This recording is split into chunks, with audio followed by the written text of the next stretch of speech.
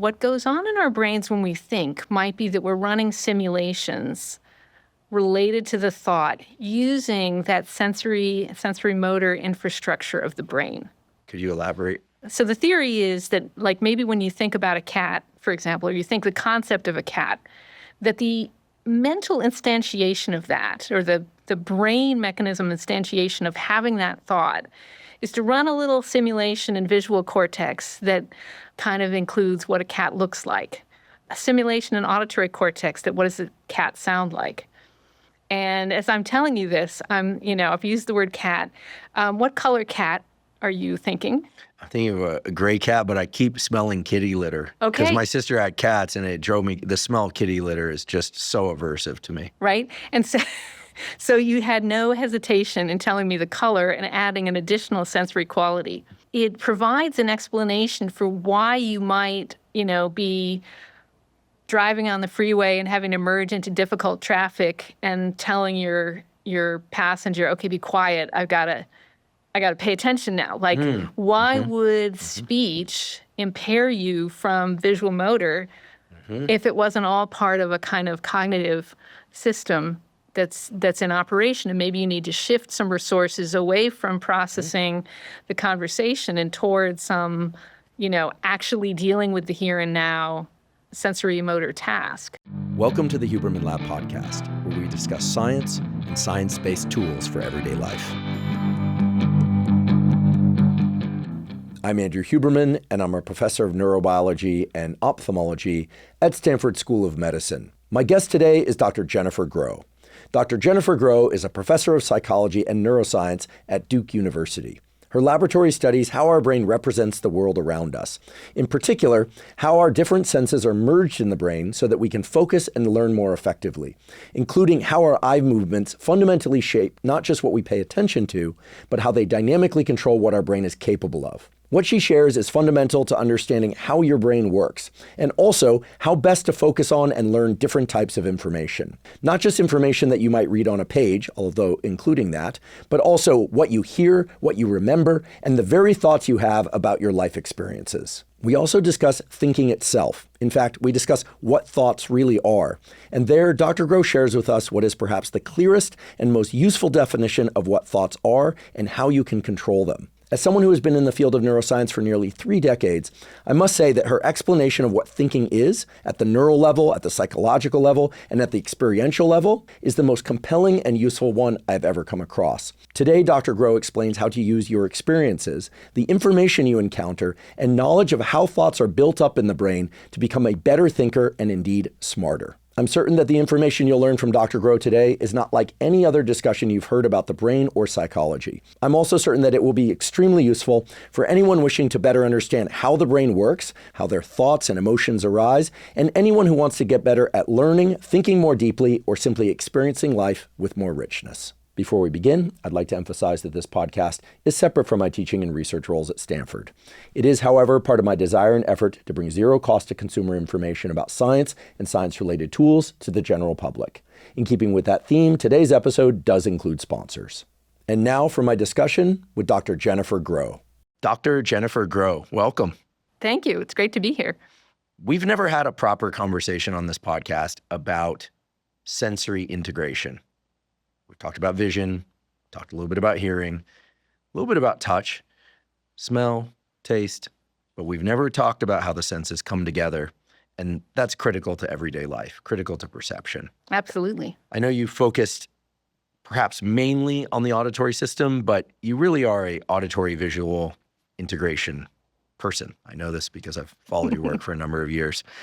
So where in the brain do our eyes and our ears first come together to impact our perception of life? Like the tea kettle is whistling, or, we hear a knock on the door. We know where the door is. We know where the tea kettle ought to be. But where do these things first collide? The story that is triggered by that question is a little bit long. So maybe I can start at the beginning of when I first got interested in this question. And so I was a college student. I was interested in neuroscience, but we didn't have a neuroscience major. So A couple of us talked a professor into offering a seminar in neuroethology and kind of like what he thought were sort of the coolest findings in neuroscience. And in that class, I learned about a study showing that, and I'm gonna begin with the neuroscience nerdy lingo, and then we'll unpack it. That there's a brain structure called the superior colliculus that's responsive to both visual and auditory stimuli, and that the responses to auditory stimuli depended on where the eyes were looking. If you moved the eyes, the neuron's receptive field, the region in space where they were responsive to, would shift as the eyes moved. And that blew my mind. I could not get that out of my head. And it kind of set me on the track that I've been on ever since then. One of the things that was really interesting to me about it is that figuring out where a sound is with respect to where the eyes are looking is something that would be easy for us to do with a pencil and paper. You know, it's very simple math.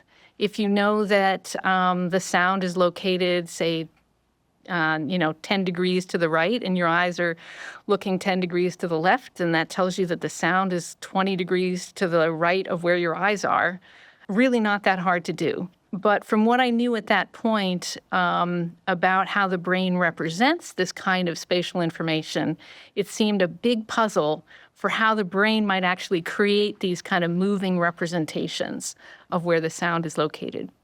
Yeah, because what you're talking about are dynamic maps. Like we have I think most people probably appreciate that we have a map of our body's surface, right, a so-called homunculus. Yep. And so if one were to stimulate in a given region of the brain, you'd have the illusion of being touched at that location on the body. People perhaps have seen that the more sensitive an area of the body, like the fingertips or lips or face or feet, the larger the representation in the brain. But what you're talking about is shifting maps depending on where the eyes move. And the eyes move quite a lot. They move quite a lot, exactly. And mostly we're not aware of this, right? But if you think about it, every time your eyes move, the visual scene is shifting massively on the retina. But we don't even notice this. And this is an indication that the brain is doing a ton of computation under the hood to give us that perceptual experience. Because if we were just representing reality, the reality would be these massively shifting, smeared visual scenes.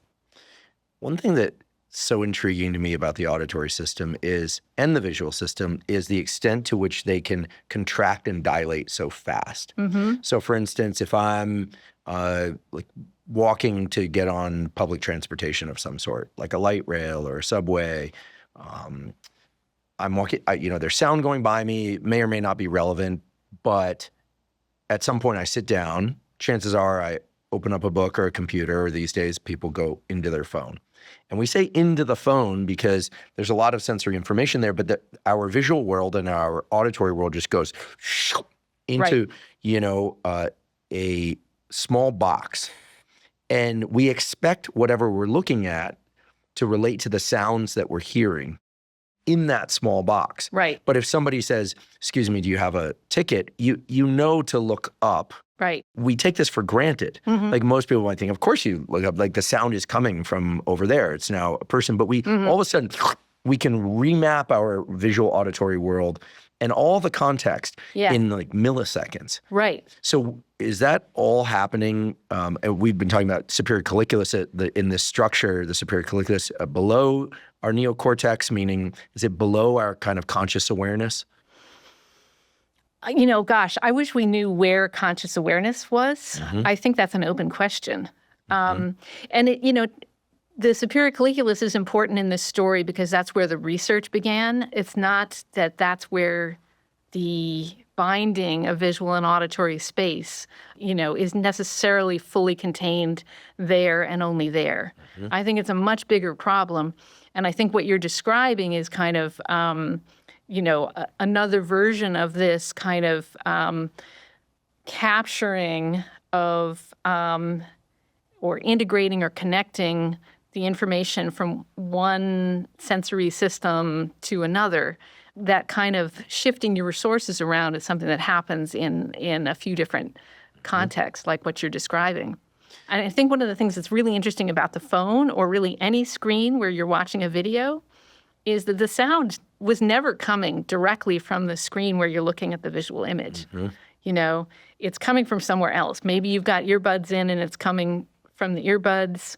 Maybe the earbud signal is simulating what the location should be if it was really coming from the screen, but it's a simulation. It's not actually reality. That's so interesting. So, yeah, let's unpack this a bit. So we merge what we see with what we hear. Yep. If it makes sense to merge them. Like lips are moving. Lips are moving. And that's in our hand about a foot in front of us.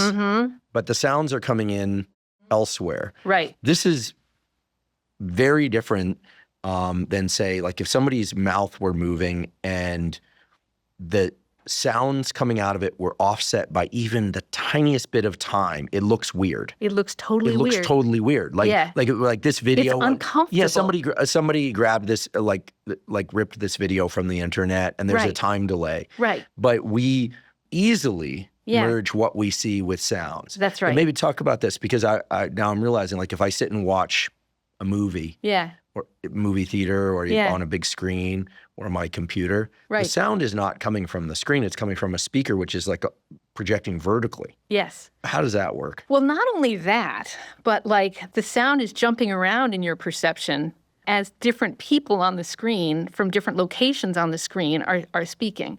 Right, and they're both coming in through your ears or through the through the speaker. Whatever means the sound is being delivered to you is not changing as the different people are speaking. Right, so let's say a dialogue on a screen between two characters, and then maybe there's an explosion in the background, or another character walks in the room.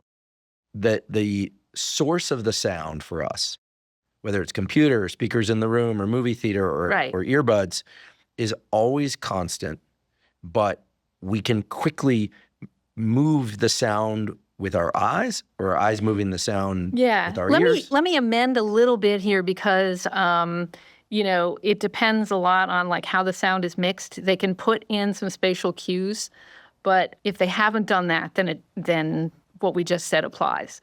And I think some of my favorite videos for really appreciating this are videos of actual ventriloquists working with their puppets. Because there they are, the puppeteer is speaking and they're making it seem like the puppet is speaking.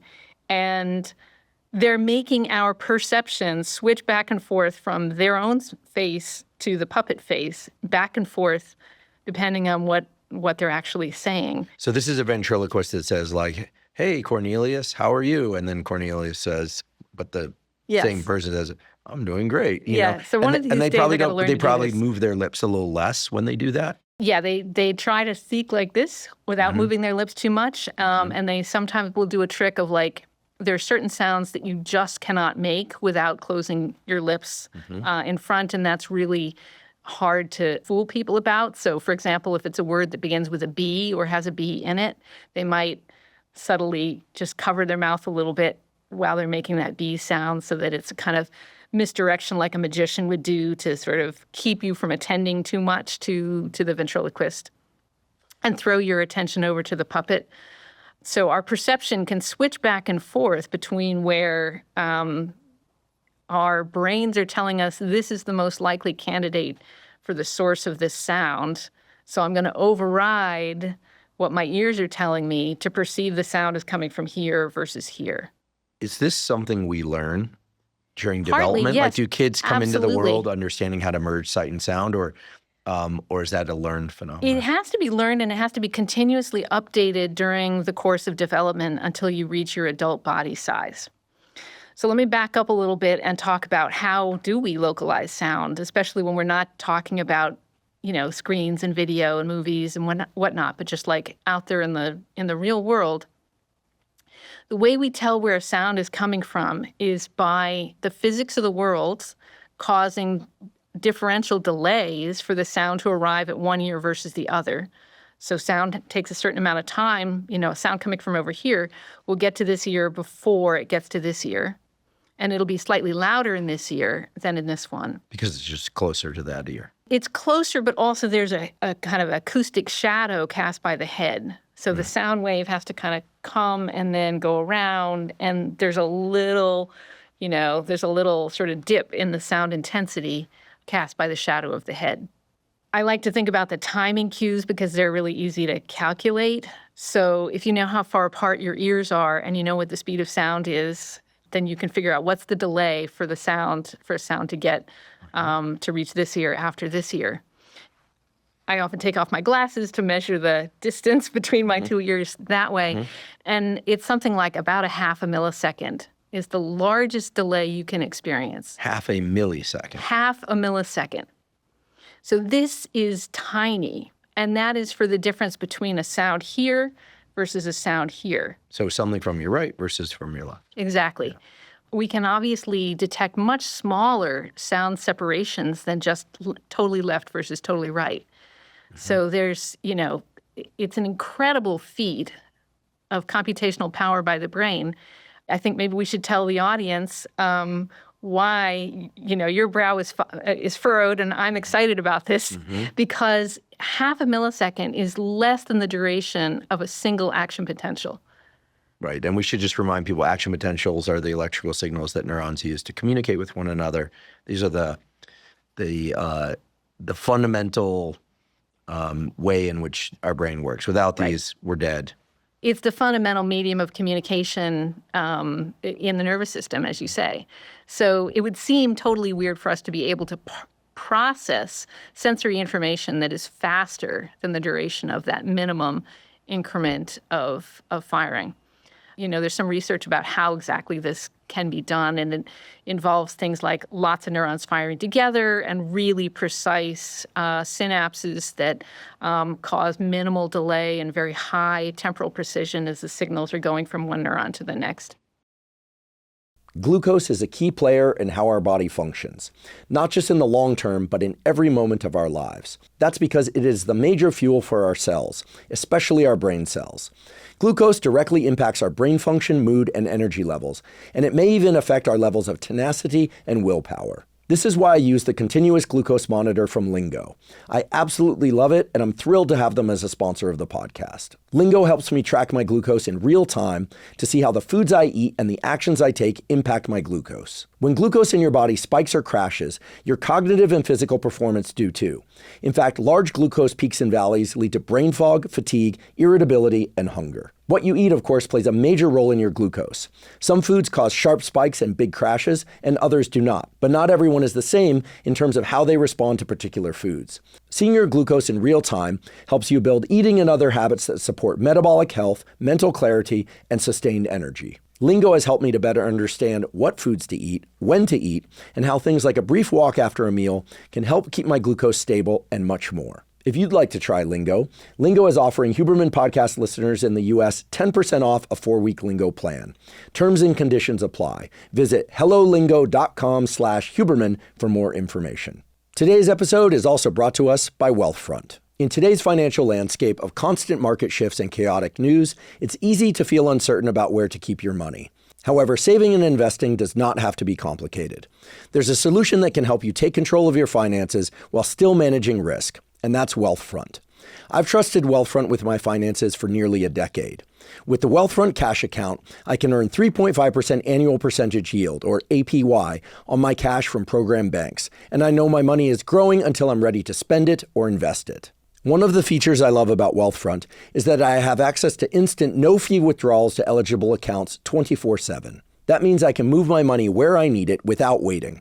And when I'm ready to transition from saving to investing, Wealthfront lets me seamlessly transfer my funds into one of their expert-built portfolios. For a limited time, Wealthfront is offering new clients an additional 0.65% boost over the base rate for 3 months, meaning you can get up to 4.15% variable APY on up to $150,000 in deposits. More than 1 million people already trust Wealthfront to save more, earn more, and build long-term wealth with confidence. If you'd like to try Wealthfront, go to wealthfront.com/Huberman to receive the boosted APY offer and start earning 4.15% variable APY today. That's wealthfront.com/Huberman to get started. This is a paid testimonial of Wealthfront. Client experiences will vary. Wealthfront brokerage is not a bank. The base APY is as of November 7, 2025, and is subject to change.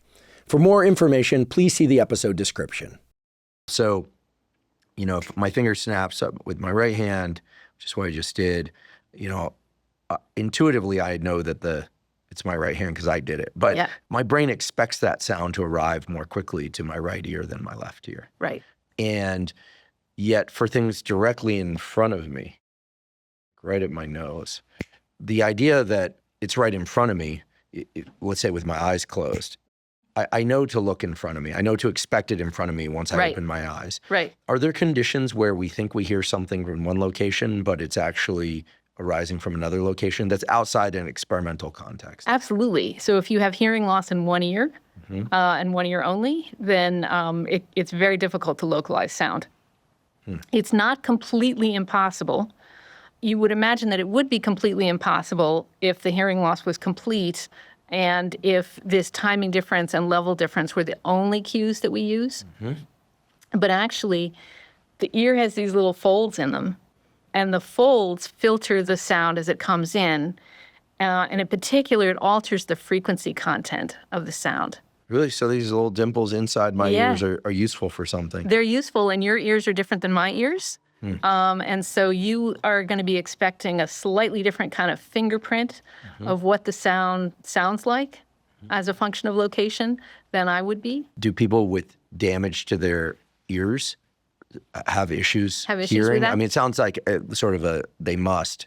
But like the people I know that roll jujitsu, or the wrestlers, their ears are always they're beat mashed. up. Okay. They basically don't have these folds. It's just kind of flattened. Interesting. I don't know of any studies, but I think we can predict from first principles that they would have an initial deficit, and that very likely they would learn to adapt, and they would kind of learn their new set of ears and what particular frequency pattern to expect from that. If the auditory system is so sensitive, why is it that I don't really hear my own voice? Or if I talk out one side of my mouth, I sort of know I'm doing it, but it doesn't throw sound me quite off. right. It doesn't throw me off. And Yeah. yet, most people have the experience of watching themselves or hearing themselves speak, and it feels awkward. Yeah. We don't really like, I suppose there are some people on the planet that like to hear themselves speak, but most people don't. Yeah. Most people are not. Right. Say we cancel ourselves out while we speak. Yeah. But then when it's coming at us from the front, it's weird. It's do odd. you like listening to this podcast, or do you? Well, I listen to all the podcasts to see ways that I can improve. Yeah. And I like the content that my guests bring on, and I like the topics. But it's an awkward feeling, isn't it? To it's listen to always yourself awkward. is very awkward. Yeah, it's uncomfortable. Yeah. It's uncomfortable. Before I answer that question, which is a really interesting question, I want to loop back to the do we have to learn this? The other thing to say about learning how to interpret the timing difference cues and the level difference cues is that a baby's head is about half the width of an adult's head. So that means that half millisecond for me is, a quarter of a millisecond for a baby, and it's going to change as they grow. So that's why you have to do all this learning. With respect to the question you just asked about why our voices sound weird, I could say more about why they sound weird and less about why we experience it as kind of unpleasant. Maybe that the weird and unpleasant connection is because we're just so used to the way we experience it that to hear it recorded is going to be unfamiliar and strange. I think there's going to be three things. Number one, the recording is not going to capture the full spectrum of frequency content of your voice. Number two, your brain has an active mechanism for manipulating the transduction of sound in your ears. That is to say, the conversion of sound into a neural signal that's going to go into the brain. So your brain actually controls that process. And there's some thinking that it's, turning down the volume just before you speak so that you don't get blasted by the sound of your own voice. If you think about it, if I were speaking at this volume with my mouth this far away from my ear, if I was speaking at this volume from here or somebody else was speaking at this volume from here, it'd be too loud. Got it. So for those just listening, Jenny's referring to, so the distance between your mouth and your ear is a very short one. And if someone were to speak into your ear at that distance, I suppose, unless they were telling you something you really wanted to hear, you'd probably feel like, hey, get out of my personal space. You want somebody to speak a little more softly. Yeah, and yet we're doing it all the time. All the time. It's just that we're projecting it outward. Well, we're projecting it outward, and our brain is turning down the volume in anticipation of what we're saying. So it's a very, potentially it could be a very precisely timed volume knob that is going with each little word that I say. So when the psychologists say that we can't speak and hear at the same time, they're 100% accurate. Probably. We can't speak and hear correctly. We cannot. And then the third thing is that this maybe goes back to the first point about the recording doesn't capture all of it, is that some of what we are picking up is actually through bone conduction. You may have bone conduction headphones. I certainly do. These are headphones that they don't go over the ears. They don't go in the ears. They're usually positioned right in front of the ears, delivering the vibration signals to the bone right in front of your ear. And that can get transmitted into your ears as well. You have these headphones? I have these. Why do you use these instead of in-ear? In-ear? Yeah. Because it leaves my ears open so I can hear something else. So that it's safer if you're out exercising somewhere where there might be traffic or something like that. I get a lot of questions about headphones and safety. And one thing that we resolved recently on the podcast, we had a guest on who's our chair of otolaryngology at Stanford. And she said that if your headphones are loud enough that somebody besides you can hear that there is a sound, not even the specific sounds, you are inflicting hearing damage. Right. Probably permanent hearing loss at some level. That she sets a pretty low threshold for kind of like be careful, but it seems important given that we now know hearing loss is correlated with dementia. Right. It makes sense. Less sensory information comes in, the brain probably says, oh, well, there's less stuff coming in and starts turning off circuits. And then memory goes and attention goes. And there are other things, obviously, that can impact dementia. But so it's interesting. The other question I get a lot is about the Bluetooth earphones. People want to know, are they safe? Is it safe to have this like Bluetooth arc, in your ears? In your ear. And we had a guest on here, Matt McDougall, who's the neurosurgeon at Neuralink. They're big on Bluetooth there at Neuralink. But he said that the amount of radiation coming from those Bluetooth headphones is considerably lower than the sort of radiation that you're exposed to all day, every day. So he wasn't concerned. Are you aware of any impact of heat?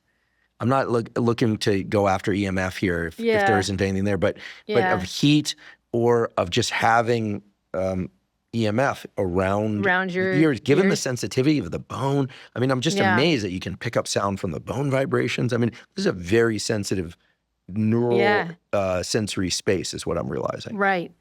I do think that there's concerns about just how much sound exposure people are accumulating. If we live long enough, 80% of us will get hearing loss at some point in our lives. Bummer. So it's a big problem. There's certainly concerns that young people are farther along on that trajectory to hearing loss than people from older generations were at a comparable age. Just because there's, the earbuds are in from morning to night and volume turned up loud enough to block out surrounding sound, if you're in a loud environment. I would encourage people to give some consideration to noise-canceling headphones and to not having the volume be turned up too loud. I'd like to talk about the experience of listening to something, music, let's say, through headphones versus in the room.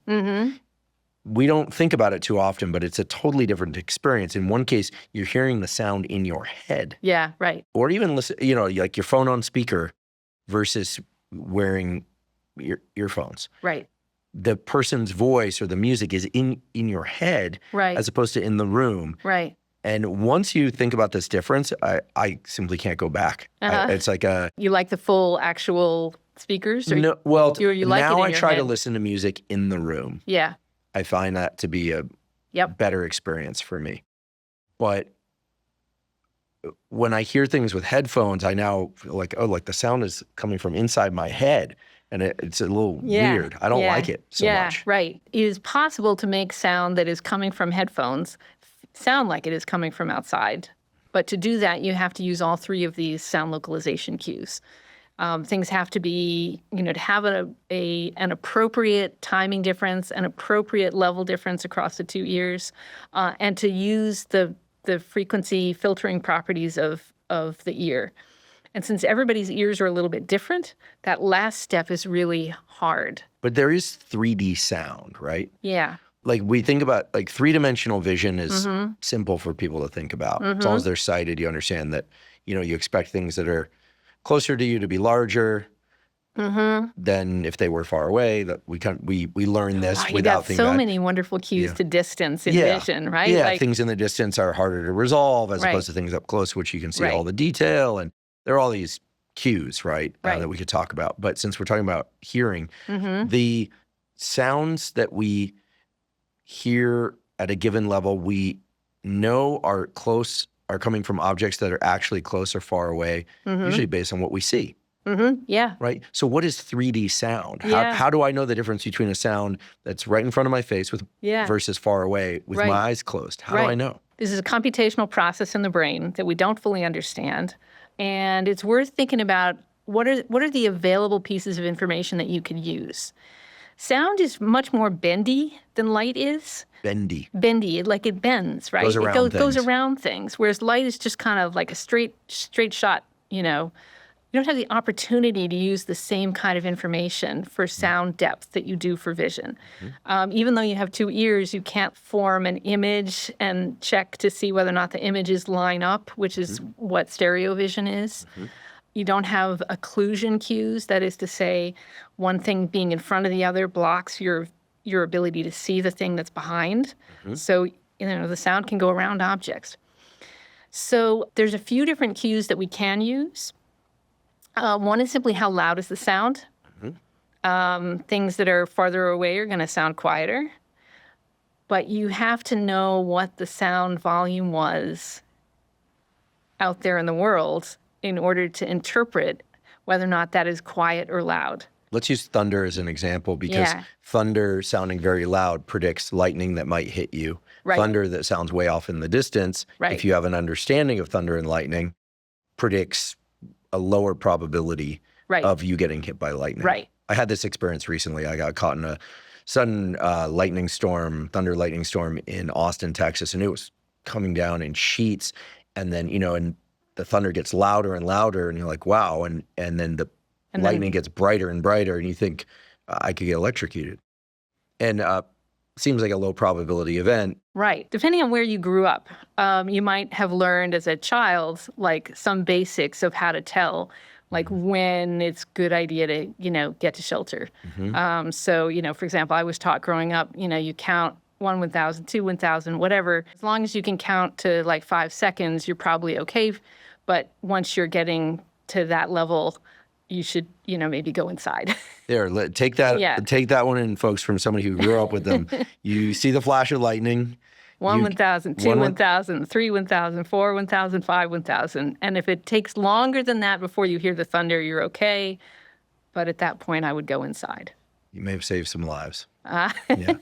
Growing up in California, we didn't learn anything about it. You didn't get that, and people who grew up in cities wouldn't have gotten this. I think in cities, it's actually very hard to see the connection between the lightning and the thunder.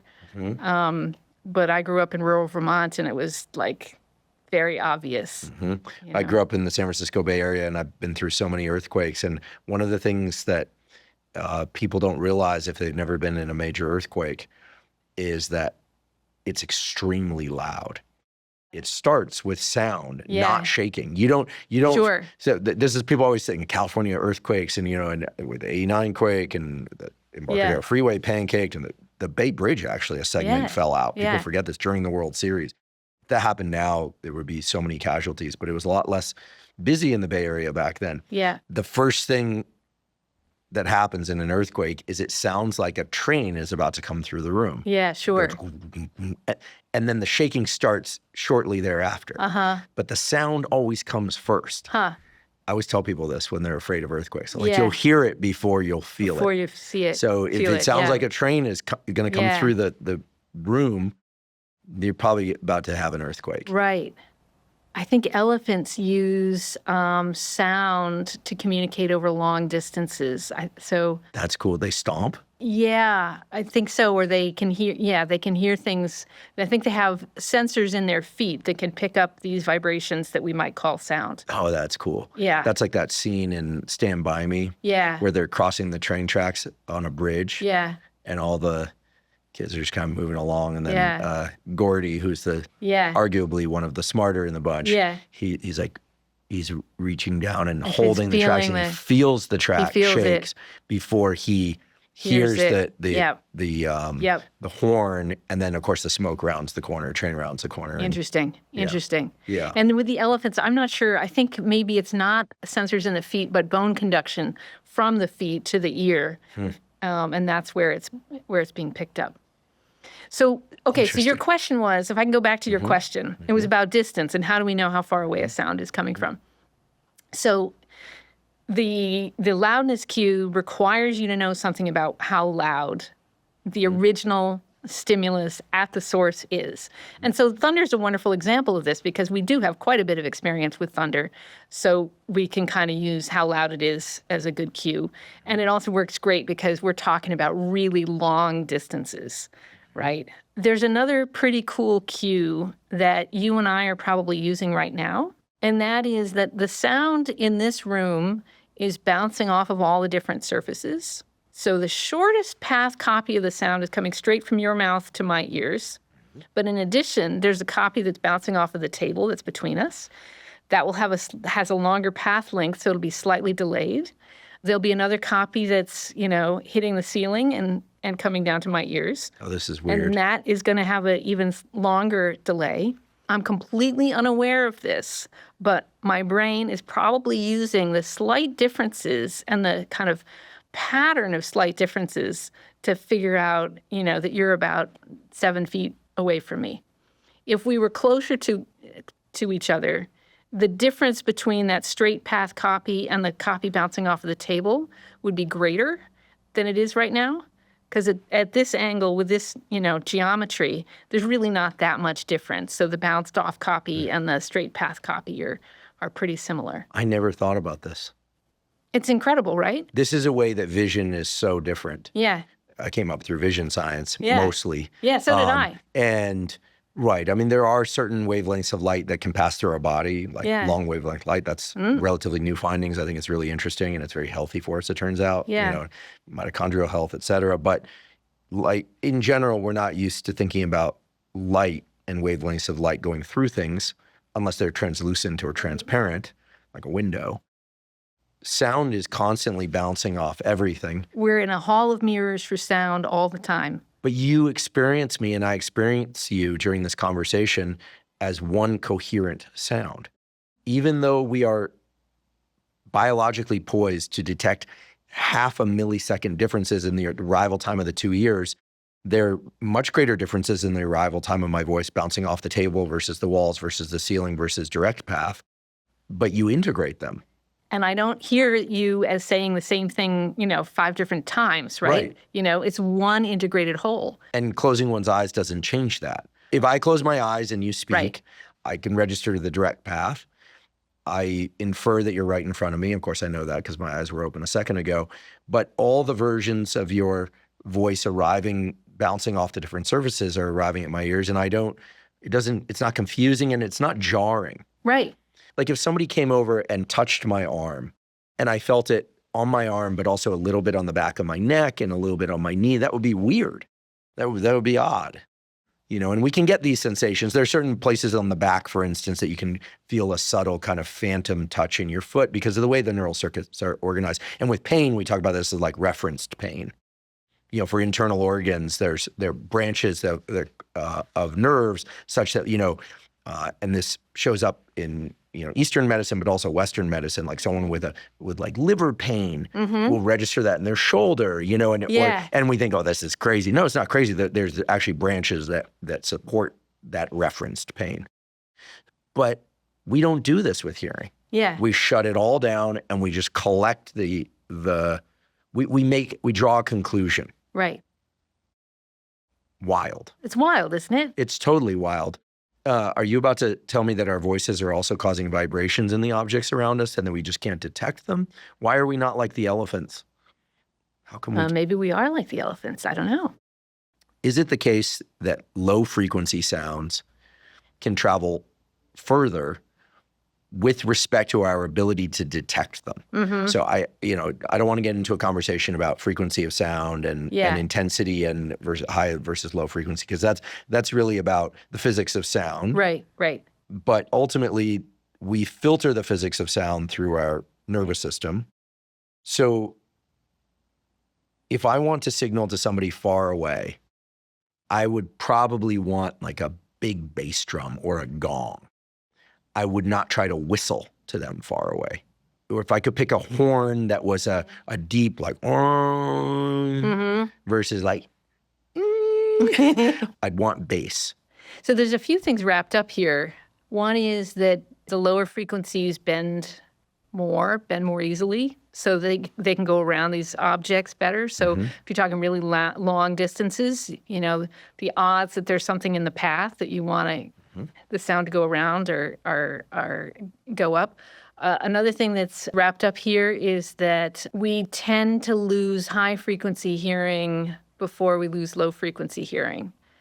And so the lower frequencies are audible to more people and are louder to people than the higher frequencies. So you're saying it's because it can bend around objects? Well, I don't really know what the choices that are being made are by the people whose job it is to figure these kinds of things out. But I'm sure that there's some thought being given to the receiver, the people and what they can perceive. So let's take a couple other examples of warning systems that humans use. The gas in a gas stove doesn't have an intrinsic odor to it. There's an odorant that's been added. That rotten egg sulfur smell. That rotten egg, yeah, exactly. And so, that was chosen a long time ago to be added, and, it turns out to be a good thing because it doesn't really smell like anything else. It's not pleasant, but everybody can detect it. I don't know of any cases of people that can't smell that unless they have a generalized anosmia where they can't smell anything. Traffic lights are maybe a little bit of a less of a win because you've got red versus green. And 6% of the population is red-green colorblind, which operationally means not that you can't see a red stimulus or a green stimulus, but that you can't tell the difference, whether or not something is red or green. Yeah, I should just say that that most red-green colorblind people tend to be males just because of where the gene mutation is in the genome, and they don't see. People always want to know what does red look like to them.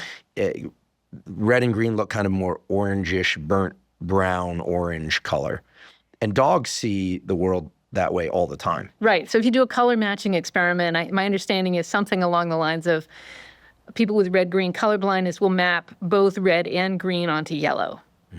And not be able to tell the difference. It's not the kind of cartoon view of like it looks black and white. There are people who are completely monochromatic, but it's very rare. Very rare. Very, very rare. Yeah. And there are other forms of color blindness that are more subtle. And color blindness, we'll put a link to this. Jay and Maureen Knights up at the University of Washington have a terrific, they run a color vision lab. She's a molecular biologist. He's more of a psychophysicist.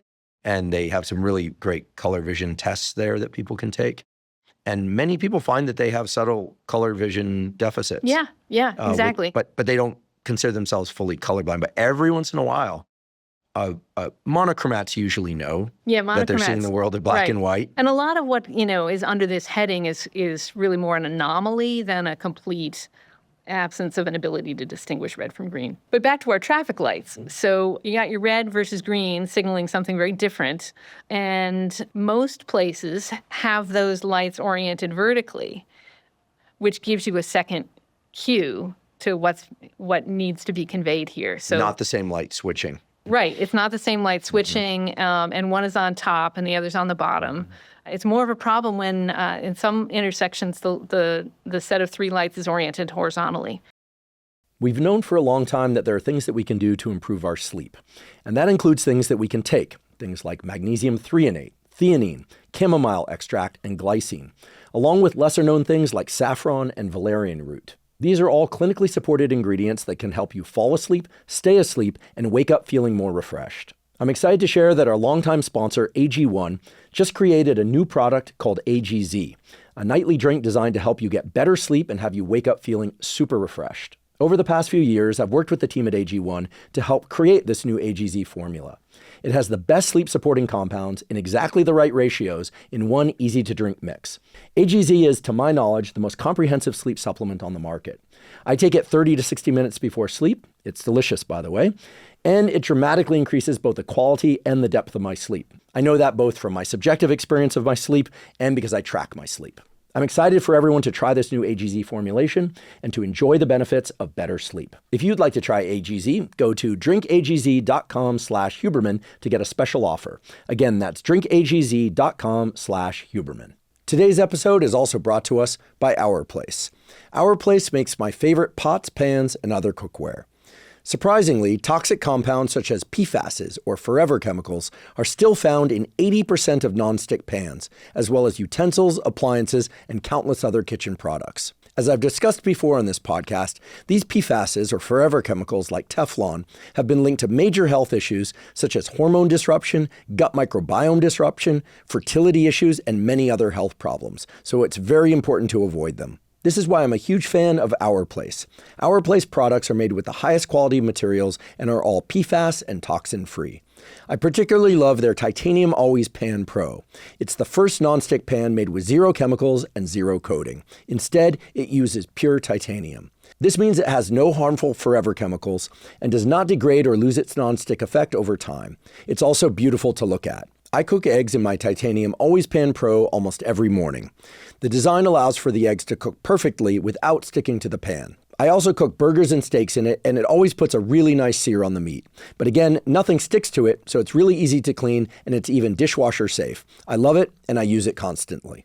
Our Place now has a full line of Titanium Pro cookware that uses the first of its kind titanium non-stick technology. So if you're looking for non-toxic, long-lasting pots and pans, go to FromOurPlace.com/Huberman and use the code Huberman. Right now, Our Place is having their biggest sale of the year. You can get up to 35% off all products now through January 12th, 2026. With a 100-day risk-free trial, free shipping, and free returns, you can try Our Place with zero risk, and you can see why more than 1 million people have made the switch to Our Place kitchenware. Again, that's FromOurPlace.com/Huberman to get up to 35% off. So really what we're talking about that I'd like to drill into even deeper across senses, but primarily with sound is, how the physical environment shapes our perception of things. Yeah. And I'm also very interested in the relationship between vibration and sound, given that our ears contain the apparatus to detect sound frequency, but also have to do with, balance and vibration. Mm-hmm. Most of us have had the experience of someone pulling up next to us in a car, blasting bass really loud, Oh, yeah. and our windows start shaking and their Right. windows start shaking. Right. Can we talk just about how objects have a resonant frequency? Right. I think this is pretty interesting, and then Right. people will inevitably want to know about how humans have a resonant frequency, and we do. I believe that certain frequencies of sound can shape our emotional state. Oh, sure. I mean, that's music, right?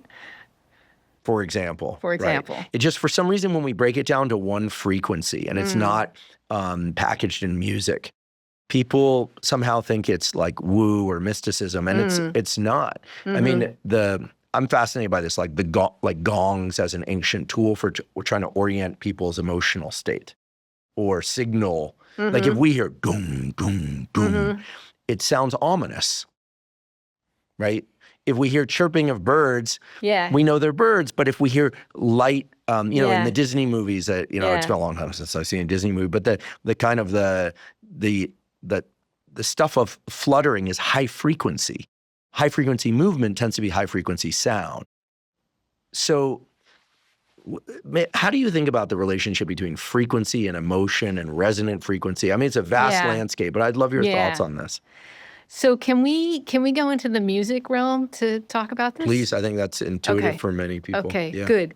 So one of the things that I think is fascinating about music is that it's universal and nobody really knows what it's for. Like, it's pretty clear that language is useful to us, right? It, helps us exchange information. So pretty obvious that language is a benefit, a survival benefit for individuals and for the species as a whole. We don't really have as clear a view of why music, what role did music play in our success in evolution, natural selection. Music it really is universal. Every human culture has it. There is some variation as to whether or not a culture embraces melody, embraces harmony, but every culture has rhythm. You can't have melody or harmony without rhythm. It doesn't make any sense, right? Like imagine a familiar tune like Happy Birthday, but the duration of the notes was completely arbitrary. Yeah, it'd sound crazy. It would sound crazy. It would not be recognizable to us as Happy Birthday, but you can play it fast, you can play it slow, you can play it, pitch shifted up or pitch shifted down, musical terms in a different key, and we would recognize that as like a particular, song. So that's what I mean about rhythm being really critical. And the criticality of rhythm offers up the following kind of wild theory. This is not my theory. I wish I could quote whosever theory it is. But it is that perhaps what music and rhythm is for is to help us act in concert with one another and be louder than any of us could be by ourselves, and to scare off predators and competitors. So, for example, imagine a pack of hyenas are surrounding a kill from, a lion. The lion is long since sated and has gone away, but now a bunch of scrawny humans want to scare off the hyenas. If they go after the hyenas, all stomping their feet together and shouting together, it's going to be a lot louder than any one person could do by themselves. Well, I like this theory. It's kind of nice, right?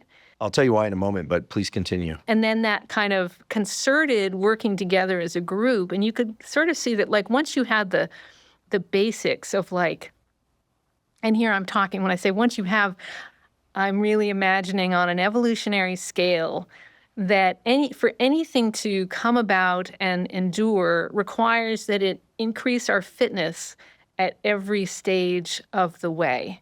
So initially, you might get that rhythm thing going on, but then that would be satisfying to people. Like if you had a mutation that made acting together feel good for some reason, and then it would come along with this benefit of competing with the hyenas for the lion kill, and then it would kind of potentially feed on itself of like, well, even more cooperative action, feeling good together allows us to then do other things together that we can't do individually. Have you ever seen it's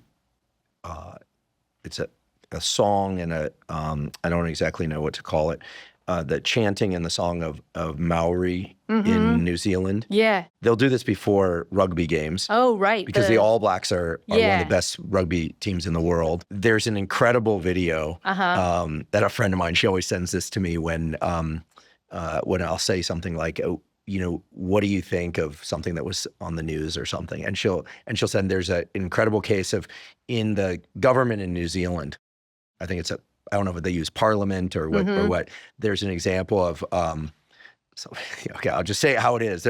Some white politician reads out some, proclamation, maybe that's up for a vote. And then all of a sudden it will start in one corner of this very majestic government building.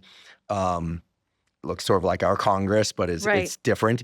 And she'll start chanting, and then and it's like wide eyes. There's no blinking. It's very interesting. And there's stomping and there's clapping, and then all of a sudden it starts other people start joining in with her. Right. And it gets really loud when they're together. You know a number of things immediately. A, they're pissed.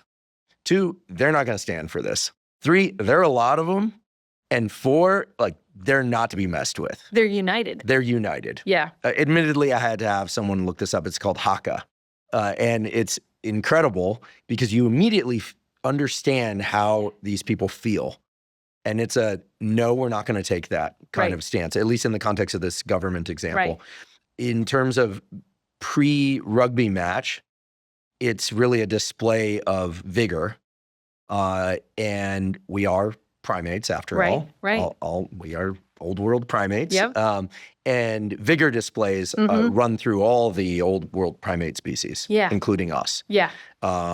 And I think it's definitely a vigor display. Like stomping, making one's body big. And the lack of blinking is something that, as a vision scientist, I caught on to early. Like, no one's doing this and blinking a lot. They're showing that they will not break their attention until this is complete. And somebody not blinking while staring directly at you is a command for your attention as well. And it's even in our language, isn't it? So-and-so didn't blink. That's right. They don't blink. They're not afraid. They're, these days, because of the craziness of the political socio landscape, with assassinations and very strong personalities in government and online, and because I'm, in media now to at least some extent, different form of media, not politics, but, I'm so intrigued by the idea that some people are capturing people's attention and loyalty, not just by virtue of what they say, but the certainty with which they say it. Now, that's not a new theme, but also the timbre of their voice, the refusal to entertain dissenting voices, but also how a lot of voices are just not the right timbre and frequency and delivered in the way that these people have obviously mastered their ability to command other people's attention. Like because this stuff hits at a primitive level, right? People aren't necessarily just voting on issues. They're voting on feeling. We've known this. Right. So in any case, the Haka is a beautiful example of what you're describing. Well, and the other thing is that music plays a role in say, the military and in war. I read somewhere that the military is the largest employer of musicians in this country. Interesting. Yeah. Makes sense. Well, I thought it was a surprise to me when I first heard it. Yeah, it's surprising to me, but it makes, somebody's got to play taps. Usually that's one horn, right, though. You get one, right. So, and I think the other, possible angle for all of this is, there are things in many species that are not obviously beneficial. Take the peacock, for example, that enormous investment in plumage, in very colorful tail feathers, is not something that is directly adding to the survival skills of the male peacock, but rather it's something the female peacocks like. And so that tends to feed on itself too. So that's another way that music could get into our, panoply of human characteristics without necessarily directly leading to something like being able to get more food. Like the rhythm thing gives us more food. People who are good at music might end up with more offspring than people who weren't good at music. That would be the sort of general idea behind that part of the theory. In many now older movies, typically it was a man singing to a woman, or in the movie Say Anything, John Cusack simply used a boombox, right? Or poetry, creative works, but expressed out loud, were the way that courtship took place. Eric Jarvis was on this podcast. I don't know if you know Eric at the Rockefeller, and he's a very accomplished dancer. I don't know if you know this, but he was supposed to be in the Alvin Ailey Dance Company. He decided to become a neuroscientist instead, but as I understand, he's still a good dancer. And he was saying that he thought that perhaps primitive vocalizations evolved first. So vocalizations of disgust or pleasure or fear or excitement. Then he thought perhaps came song and dance. So song and body movement to signal what one was feeling or what their intention was. And then perhaps spoken language came after that. Makes sense. I just think we don't know. Yeah, we don't know. And I think it's kind of interesting. There are maybe sort of two, like I think with the songbird, they are signaling things like vigor and fitness and territoriality and things like that. They're not conveying something symbolic, whereas the vocalizations in the primate tend to mean something specific. Sometimes I wish I could have a time machine and I could go back and look at what happened in earlier stages of evolution and just kind of see, well, what is the lineage what is the sequence of events that led us to have language, that led us to have music? Did it come from the same process as birds, songbirds, or did it come from a completely parallel process? I mean, I think we do see that evolution can arrive at similar characteristics through different means in different places and different times. So, it could be, kind of convergent parallel process, or it could be something different. I feel like music conveys intention. Music can tell a story. And music, because of the way that it organizes language, provided there's lyrics, into like riffs and motifs and melodies and choruses, that it makes it very easy to remember things. I'd like to talk a little bit about the possible neural underpinnings of this. Two things come to mind. First of all, you mentioned the ABCs. A, B, C, D, E, F, G. Almost everybody knows that that melody. And it's probably easier to remember all those letters in that form as opposed to A, B, C, D, E, F, G, H, I. Sure. Because you break it up. And, right. and I'm almost certain this is true because I have a good friend and he's a very accomplished musician and he's an incredible songwriter and lyricist. He's written lyrics for a number of other artists, not just himself. And he has like several bands. He writes a song a day. It's crazy. He writes a song. He released a song a day during the pandemic. Whoa. Great songs. And occasionally, because I'm such a fan of his music, I'll say, there's that one song, like what's that, what's the lyric, and he'll say, oh yeah, no, I don't remember. And then he'll start and then he'll remember it. And I mean, he's got thousands of songs in his library of songs he's written and sings. I said, so when you're on stage, how does it work? He said, as long as I can remember the first 2 words or 3 words of a verse, the rest just kind of spills out of me. I think that's how song organizes language because it's very hard to memorize like a speech, but you can memorize a song, no problem. Yeah, and that's my experience too, that if I know the first couple of words of a verse, I've got the rest of the verse. Yeah, it's so interesting. So in the brain, we haven't talked too much about brain structures yet, but maybe we do that. And not to fill people's minds with names of things, because I always say, like, it doesn't matter if it's called the superior colliculus or the superior schimmelliculus. It doesn't matter. It doesn't matter. But what's interesting are the properties of these different brain structures. So I think about the ears as separating different frequencies of sound. And then there's a bunch of other important stuff, no disrespect to the auditory neuroscientists. But as you said, in the superior colliculus is where hearing and vision and the other senses come together. They're mapped onto one another. It turns out that the story is more complicated and more interesting than that. I got hooked on that particular study that I mentioned at the beginning. So this was auditory signals in the superior colliculus being affected by the position of the eyes at the time the sound was presented. And now our audience knows about how sound is localized. We haven't talked that much about how visual information is localized. I think because mostly that's fairly obvious, that your eye is kind of a little camera and light hits a particular location on the retina. And that retinal location tells us what the location of the visual stimulus is. But it tells us the location of the visual stimulus with respect to the direction the eyes are pointing. But our sound localization cues are with respect to where's the sound with respect to the head. So this finding that neurons were responsive to sound but cared very much about the position of the eyes was really, a startling finding when it first came about. When I set up my own lab, I basically set out to find out, well, where does this computation happen? Where is the brain incorporating information about eye movements into the processing of sound. You know, what we knew from the literature was, okay, the superior colliculus is one of the places, but, you know, does it happen in the superior colliculus or does it happen in a different brain area?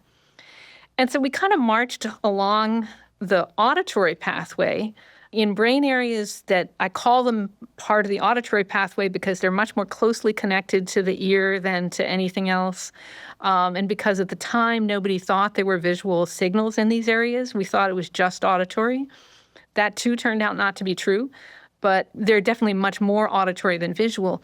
And what we found was that in each of these areas, eye movements affect the auditory signals there too, even though they weren't in this convergent structure, the superior colliculus. So we decided that it would take a long time to march through every brain area, and that it might be worth sort of jumping over a few brain areas and looking in the ear itself. So I need to give the audience a little bit more information about what is possible in the ear and why that seemed like a reasonable thing to do. It has some little muscles in it. There are two muscles that control the bones of the middle ear. And then inside the cochlea, there are cells called outer hair cells that can actually expand and contract, just the way a little muscle could. We should explain the cochlea is this snail-shaped structure that has we call them neurons, but these sensory cells that vibrate according to the frequency of the sound, and this is critical for our perception of sound. Exactly. And you have one on each side. You have one on each side. It's snail-shaped and it's connected. The vestibular, your balance structures are also connected to this as well. And to just describe the flow of information, you've got your outer ear, you've got your ear canal, you have your eardrum, you've got these little bones that connect the eardrum to the cochlea. And so there's muscles that affect the motion of those little bones, and then there's cells inside the cochlea that can also act like muscles. These structures get input from the brain. So we thought, well, if they're getting top-down input from the brain, are they getting a top-down input from the brain that carries information about the position of the eyes? You know, that it seemed kind of like a wild possibility, but not completely out of left field. Like there was a possible mechanism here that we could imagine. And the neat thing about this is that we didn't have to do something like stick an electrode into these muscles because they're attached to the bones and attached to the eardrum. And so if they were being manipulated by a top-down signal from the brain, they would tug these bones and that would tug the eardrum. And when the eardrum moves, normally it moves in response to sound, but if it moves in the absence of sound, it's going to make a sound. Mm-hmm. So you could put a microphone in the ear canal to see whether or not anything was happening in connection with eye movements. And this, too, wasn't out in left field to do this because there's already kind of known signals generated by these kinds of structures that are measured by clinicians, by audiologists and otolaryngologists. You can put a microphone in the ear and you can measure things called otoacoustic emissions. Basically, your ears are making sounds, folks. Your ears are making sounds, folks. I know, it's weird. It's kind of wild. Some people make more of them than others. Some people make more of them than others, exactly. So we wanted to know if any of these little sounds were being generated with eye movements. And I wouldn't be here telling you this story if it didn't turn out that, yes, they do. So we were able to measure that the eardrum is basically moving in connection with every eye movement, every saccadic eye movement. These are the fast, jerky eye movements. There's other kinds of eye movements, and we haven't yet tested them.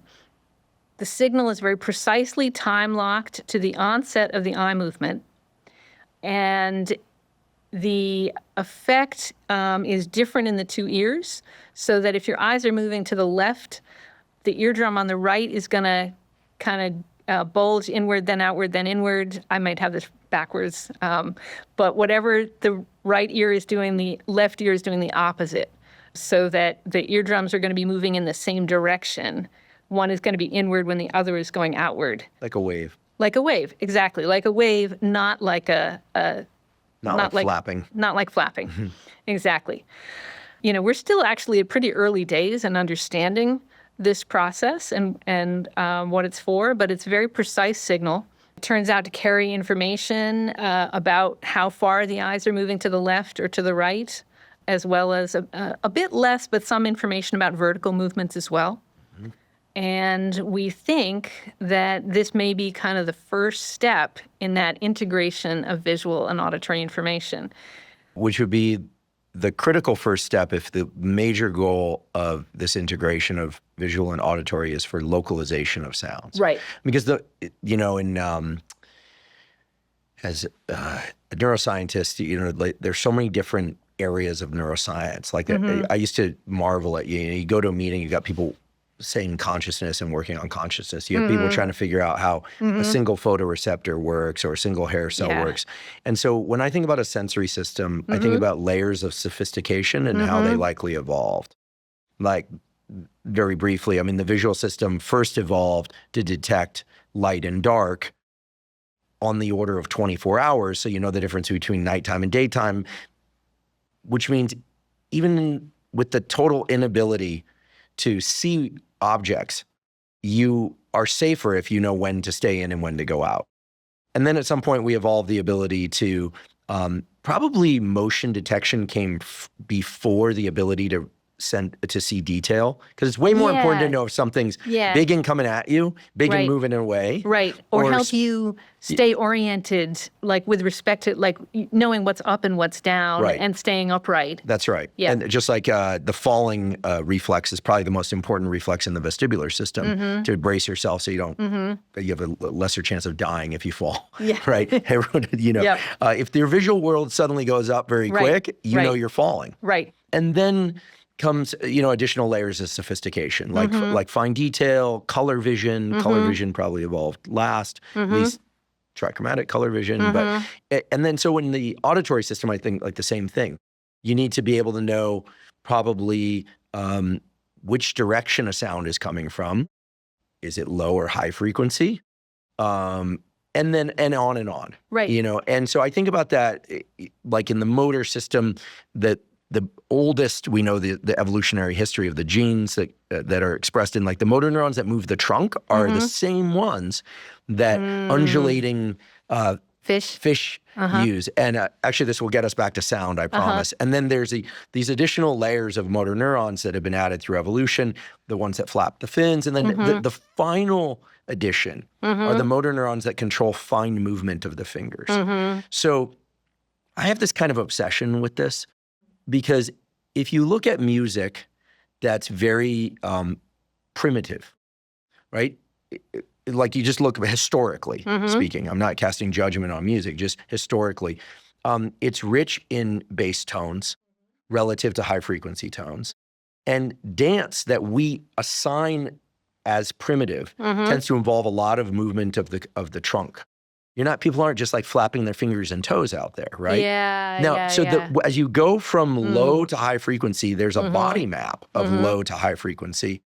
And actually, when people are making a very detailed point, they'll often like point with their fingers, they'll move their fingers.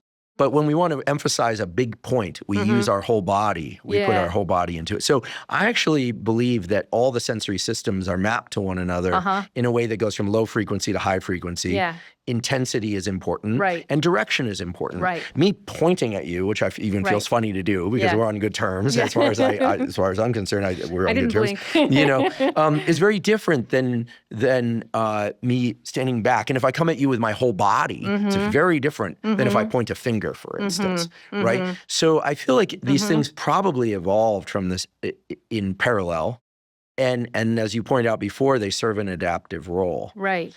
So the fact that position of the eyes can change the way I hear seems wild, and that's a wild thing. Is the inverse also true? Is where I listen affecting how my eye? Where I hear something typically directs my head movement and my eye movement. So this is just the same thing in reverse. I think it's all part of an integrated system. We talked about the top-down control over the ear, but there's a lot of top-down control over vision, too. And some of it is a little easier to understand than what I just described, because blinking is top-down control over vision. Eye movements, top-down control over vision. focusing the lens of your eye, right? That's also top-down control. There are descending connections from the brain to the retina itself that nobody understands. Apologies to the people working on this. I really want you to keep working on this, but I feel like there isn't a clear theory yet about what exactly these descending connections might be doing.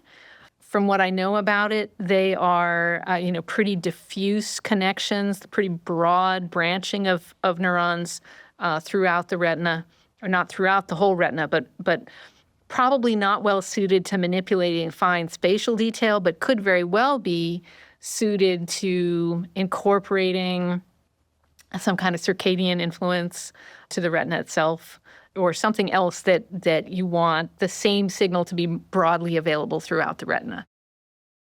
I'd like to take a quick break and acknowledge our sponsor, Helix Sleep. Helix Sleep makes mattresses and pillows that are customized to your unique sleep needs. Now, I've spoken many times before on this podcast about the fact that getting a great night's sleep is the foundation of mental health, physical health, and performance. When we aren't doing that on a consistent basis, everything suffers. And when we are sleeping well and enough, our mental health, our physical health, and our performance in all endeavors improves markedly. Now, the mattress you sleep on makes a huge difference in terms of the quality of sleep that you get each night. How soft that mattress is, how firm it is, how breathable it is, all play into how well you'll sleep, how much deep sleep you get, how much rapid eye movement sleep, and it needs to be tailored to your unique sleep needs. So if you go to the Helix website, you can take a brief 2-minute quiz, and it will ask you questions such as, do you sleep on your back, your side, or your stomach? Do you tend to run hot or cold during the night? Things of that sort. Maybe you know the answers to those questions, maybe you don't. Either way, Helix will match you to the ideal mattress for you. For me, that turned out to be the Dusk mattress, D-U-S-K. I started sleeping on a Dusk mattress about 3.5 years ago, and it's been far and away the best sleep that I've ever had. So if you'd like to try Helix, you can go to helixsleep.com/Huberman, take that 2-minute sleep quiz, and Helix will match you to a mattress that is customized for your unique sleep needs. Right now, Helix is giving a special offer to Huberman podcast listeners of up to 27% off site-wide. Again, that's helixsleep.com/Huberman. I want to talk a little bit about physical spaces. Yeah. Recently, I was in New York and someone took me to Grand Central, where there are these incredible arches in one of the hallways there. People should check this out. It's really, really cool. It is beautiful. It's beautiful. I mean, you have this high ceiling main kind of chamber room of Grand Central. And there's also a hallway off to one side where you can go into a corner. Do you know about this? And you can face into the corner like you were going to, like you're facing the corner in shame, but you're not. And whoever you're with can go to the opposite diagonal corner. Yeah. The ceiling is shaped like a somewhat of a dome. It's contoured, but it's more or less a small dome. But you are easily 25 feet away from this person that you're there with. Again, diagonal corner. And if you speak at a very, very low volume, they can hear you on the opposite side. Yeah. And if they speak, you can hear them. And what's wild is there's a lot of noise in the environment. This is Grand Central Station. Yeah. And we played with this a little bit, like if high frequency sounds do seem to travel a little bit better in this in that environment setting, because if one person laughs, you can hear it very clearly. But you can whisper and they'll hear you. And they're 25 feet away in a major city with a ton of city noise. Right. And so obviously the sound waves are traveling along the ceiling. On that parabola. And it's just, it's a no pun intended, it's a mind bend to experience sound coming from a distance far away, not through a device that is clearly being spoken at a low level, like a whisper, but you can hear it. In the same way that it always weirds me out when I'm in San Diego in the winter and the days are short, but it's like 80 degrees. Like when days are short, it's supposed to be colder. Yes. Love San Diego. Yes. Great tacos, great people. But they're always talking about tacos down there. But it's so strange to be in a short day where it's hot. Yes. Because even if I go visit my relatives in Argentina who experience Christmas in the summer, the days are long and it's hot. And it's Christmas and Santa Claus is supposed to be in a sleigh in the snow, but that's a whole different thing. Okay, yeah. But there's something about the way our nervous system is mapped where we expect soft sounds to not travel very far. Sure, sure. The opposite would be like shouting and your voice just disappears, even Right. though the person's right in front of you. It is so weird. And I feel like people should experience this naturally occurring Yeah, experiment. yeah. Because you walk away from that understanding sound intensity and frequency and localization completely differently. It changed the way I think about this, and it has nothing to do with being a neuroscientist. You're like, that's crazy. I can hear a whisper from 25 feet away. And I wondered, is this what it's like to be a wolf? That would be really cool. It would also be really irritating because you don't want to hear all the things that people are saying all the time. Right. I mean, this is one of the problems with hearing aids. They amplify everything. It's not replacing what your brain does. It's not replacing what your ear normally does. Yeah.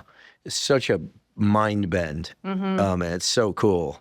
And if you provide you're in New York, it costs nothing to do it. It's just you just have to wait your turn. People are catching on to this, or it's been known for a while. I'd like to get your thoughts on the opposite example, where if you go into a high ceiling cathedral church, what do high ceilings do for our perception of sound, given that there's a lot of space for the sound to travel? I'm not sure that I can add something that's really specific to that particular circumstance, but to say more generally that, the sounds that we experience in a particular setting are really the combination of all of the reflective surfaces that are in that setting. And so, like, if you have a carpeted room, that's going to absorb sound on the floor. And so it's going to take out one part of what you would be hearing in a room that is not carpeted.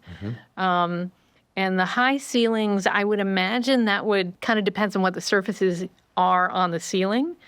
One thing that'll happen in that kind of setting is that the sounds that go up that way, if it's a hard surface, they'll probably bounce off and come back down, but with a long delay. And once the delays get pretty long, then you do start to hear it as a whole separate sound. Almost like an echo. Not even almost like an echo, but actually an echo. Do you think this is used to amplify aspects of the music? Yeah, maybe that's why some of the older genres of music can be a little slower. Like Gregorian chants? Yeah, longer sustained notes because you don't want to have too many transitions from one note to the next. Gregorian chant is a wonderful example, really kind of long, slow, sustained, many different voices blending together versus a much faster, like Mozart minuet or something like that. Like those notes would just jumble together with the kind of delay that we're talking about. Yeah, I think that the ability to localize sound we talked about quality of sound based on high and low frequency. And I confess I'm a little fixated on this idea that when people join together in sound, that you're communicating something very important, that's the most effective way to communicate a feeling. And people will say, well, of course you go to a concert and you feel something, but in the concert, right, you have the performers, but the audience is often singing with them. Right, I know, which is one of the most wonderful things. I recently wondered if, I was trying to think back to like the 90s and what created effective movements. And I thought, maybe what we need in America right now is we need like music that actually brings people together. Yeah. It sounds really corny, but I really believe this. No, I do think that would be helpful. Maybe there's just too many different musical tastes now. So we should start by telling people you can't have that taste. Well, or there should be a new one, right? Yeah. And maybe it should be very, very, very primitive. I mean, the haka thing that we talked about earlier is it's an angry intention, right? But and this is, I guess, where people will think that like my East Coast relatives would be like, oh, so you want us all to kumbaya. I have relatives from Jersey, so they're like, I know out there in California you're all kumbaya, but I think that we're sort of half joking here. So, given the links between the emotion system and sound and joining in sound, I mean, maybe this isn't too crazy an idea. Maybe it's crazy, but Who cares? We have some advantages in science that we have a comfort with argumentation, with disagreeing about things, but agreeing fundamentally that we're going to go where the facts lead us.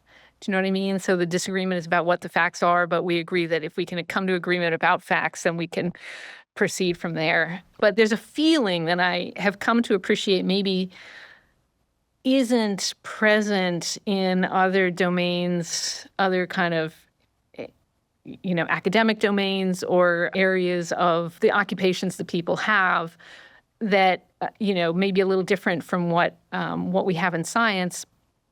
And I don't want to make science seem all perfect in all regards, but I think there's a sense of like, well, you may not want to hear that I think you're wrong, but we know that, those kinds of things have to be said, that you're going to have to defend your work in a peer review. When you try to get your work published, you're going to have to deal with, peer review comments that you may not, I certainly have had my moments where I've been like, I cannot believe somebody thought that when I wrote this. You know what I mean? But you go through that emotional period of time and you're like, oh, well, actually, it's I can see how it's actually my fault for how I wrote it, that it didn't actually say what I wanted, or it didn't set up the reader to understand the point I was making. So I need to fix this. And yes, you're right that there is a hole in the data here, that it doesn't fully support the hypothesis the way I thought it did. And that's okay. Like, it's okay not to have the story complete. It's okay not to have every detail of it right. Just acknowledge that you don't, acknowledge what you think the weaknesses are. And I kind of don't see people acknowledging weakness in, let's say, the political domain right now. Like, to acknowledge, well, I'd like such and such a thing, but I can see that there's a counter argument to that. How can I address that? Or should I change my mind? Yeah, I think in science we have agreements on how to evaluate strength of evidence. And we can't just have one data point and draw a conclusion from that. We won't convince anyone, even if we're convinced. And if we are, we should check ourselves. Right. I do have a question about the auditory system. Yes. Again, which is, a number of people, including myself, are obsessed with trying to find what is the optimal thing to listen to, perhaps it's nothing, in order to be able to focus. And the data, as I see them, are basically pointing to silence is best. And so I have a question about silence and the voice in our head. I have a question about that. But also, it's very clear based on what we've discussed up until now that certain frequencies of sound actually play a role in our emotion and cognition. I will sometimes listen to white noise. There are a number of companies now that put out free content of, it's not necessarily binaural beats, but different frequencies that oscillate. Could be totally placebo, but I don't think so, because they reference a number of studies. It looks like you can get some cognitive enhancement or focus enhancement. And I use these. There's some great, study with me channels online where you sit there and you work while they work. What are your thoughts on the use of sound as a way to change brain state? Okay, so I want to back up on this question because I think you're asking a pretty deep question. One might wonder, why would that matter? Like, what is actually going on in our brain that kind of pairing would have an effect, regardless of what might turn out to be sort of the best option? And so one theory that I like to think about a lot is a theory of thought and what is actually going on in our brains when we think. And this theory is that what goes on in our brains when we think might be that we're running simulations related to the thought using that sensory motor infrastructure of the brain. Could you elaborate? So the theory is that, like, maybe when you think about a cat, for example, or you think the concept of a cat, that the mental instantiation of that, or the brain mechanism instantiation of having that thought, is to run a little simulation in visual cortex that kind of includes what a cat looks like. A simulation in auditory cortex that what does a cat sound like?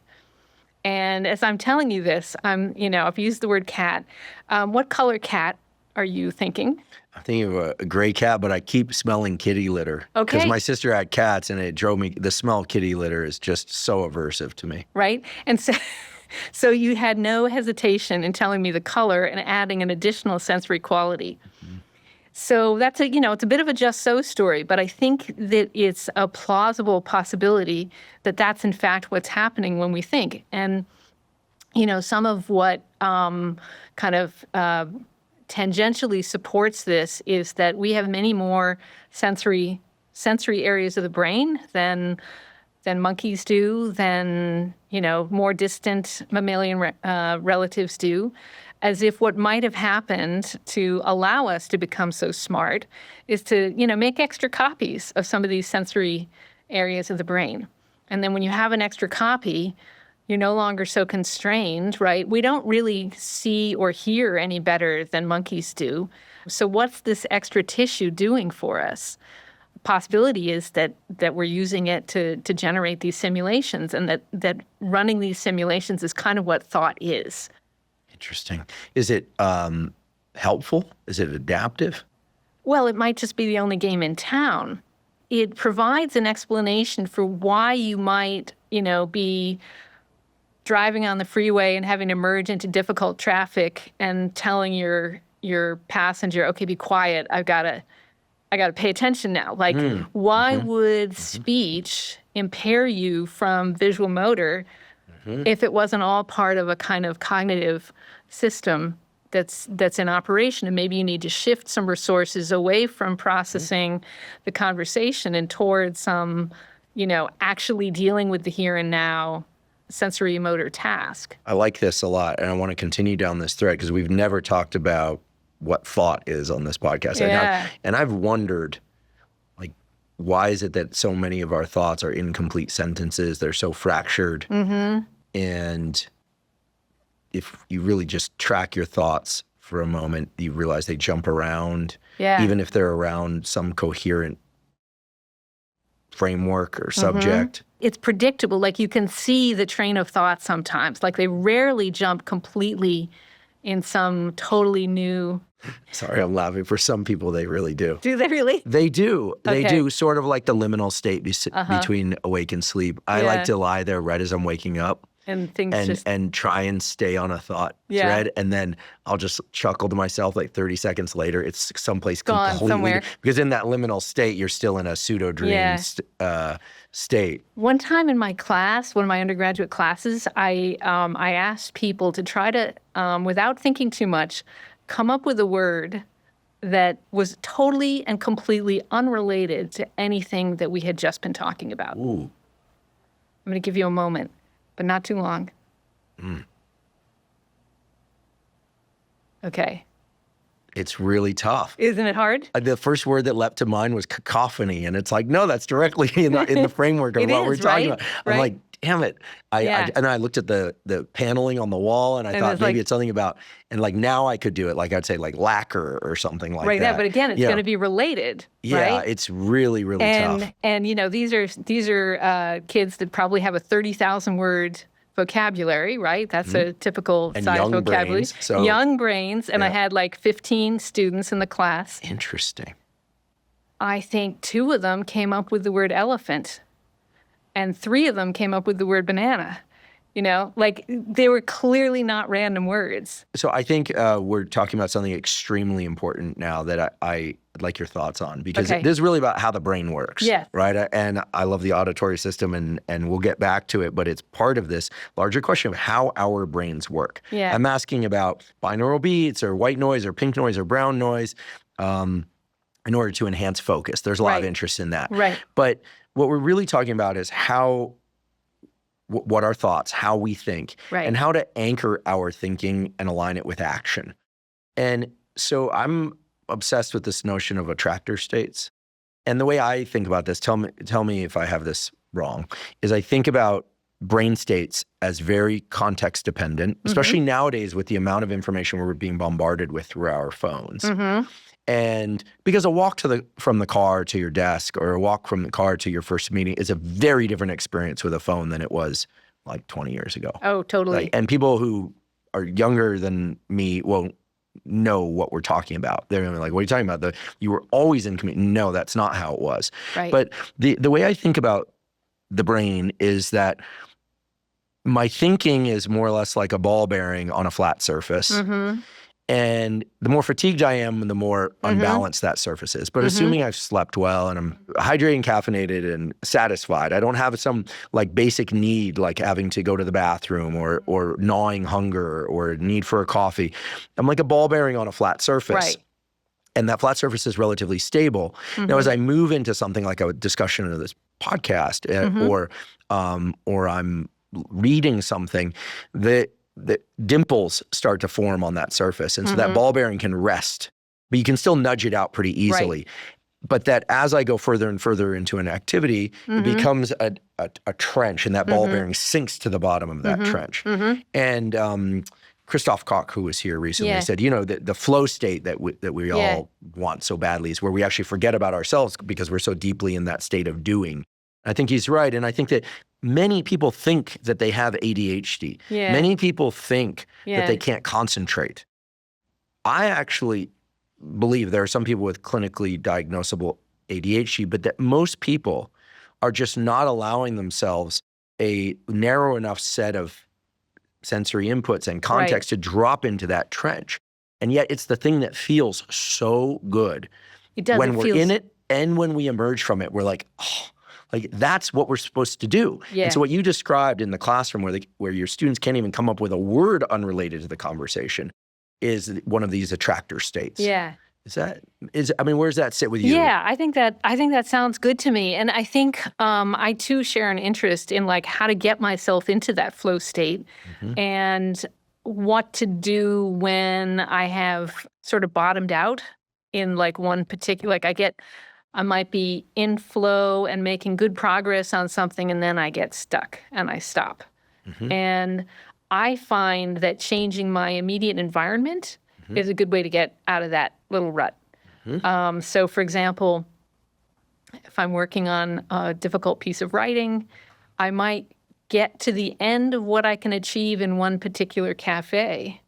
But if I go to another cafe, you know? Now, this is a very smart strategy. Actually, a neuroscientist whose work I really admire and I also really enjoy as a person is Marla Feller at UC Berkeley. And I think she was the one that told me that at scientific conferences, which can go on for 2 or 3 days, and sometimes the sessions are very long. You have morning, afternoon, evening sessions. It's a lot. It's a lot to pay attention to, a lot of sitting.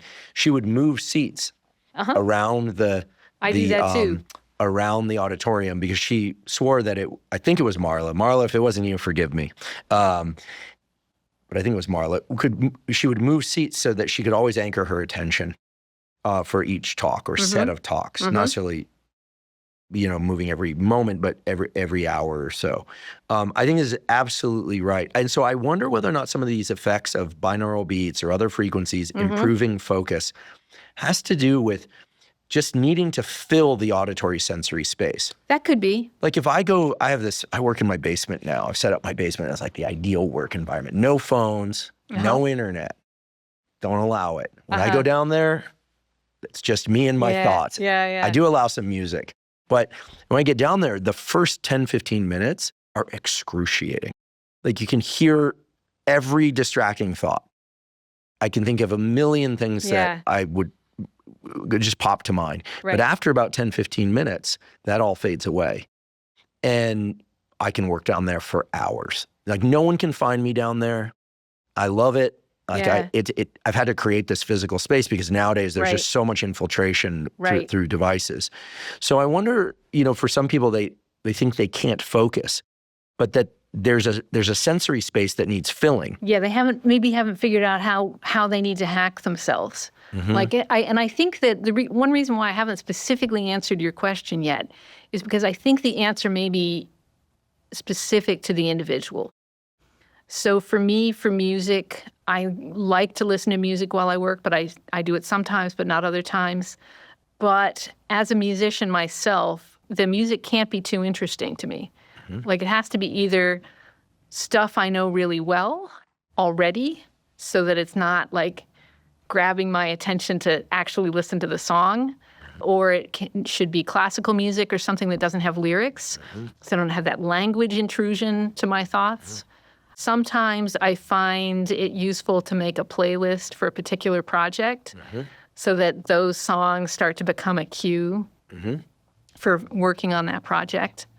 So I don't think there's going to be one answer that fits all circumstances, but to maybe have the understanding of what works for the particular person, the particular project. There's some very interesting data coming out of Mark Desposito's lab. Okay. We've had him on the podcast before about dementia and ways to improve working memory, which seems to be more of a dopamine thing. But if you can augment acetylcholine, you can improve attention. It's just so clear. Like that these forebrain structures like nucleus basalis that are releasing acetylcholine, they're necessary but not sufficient to establish an attentional spotlight.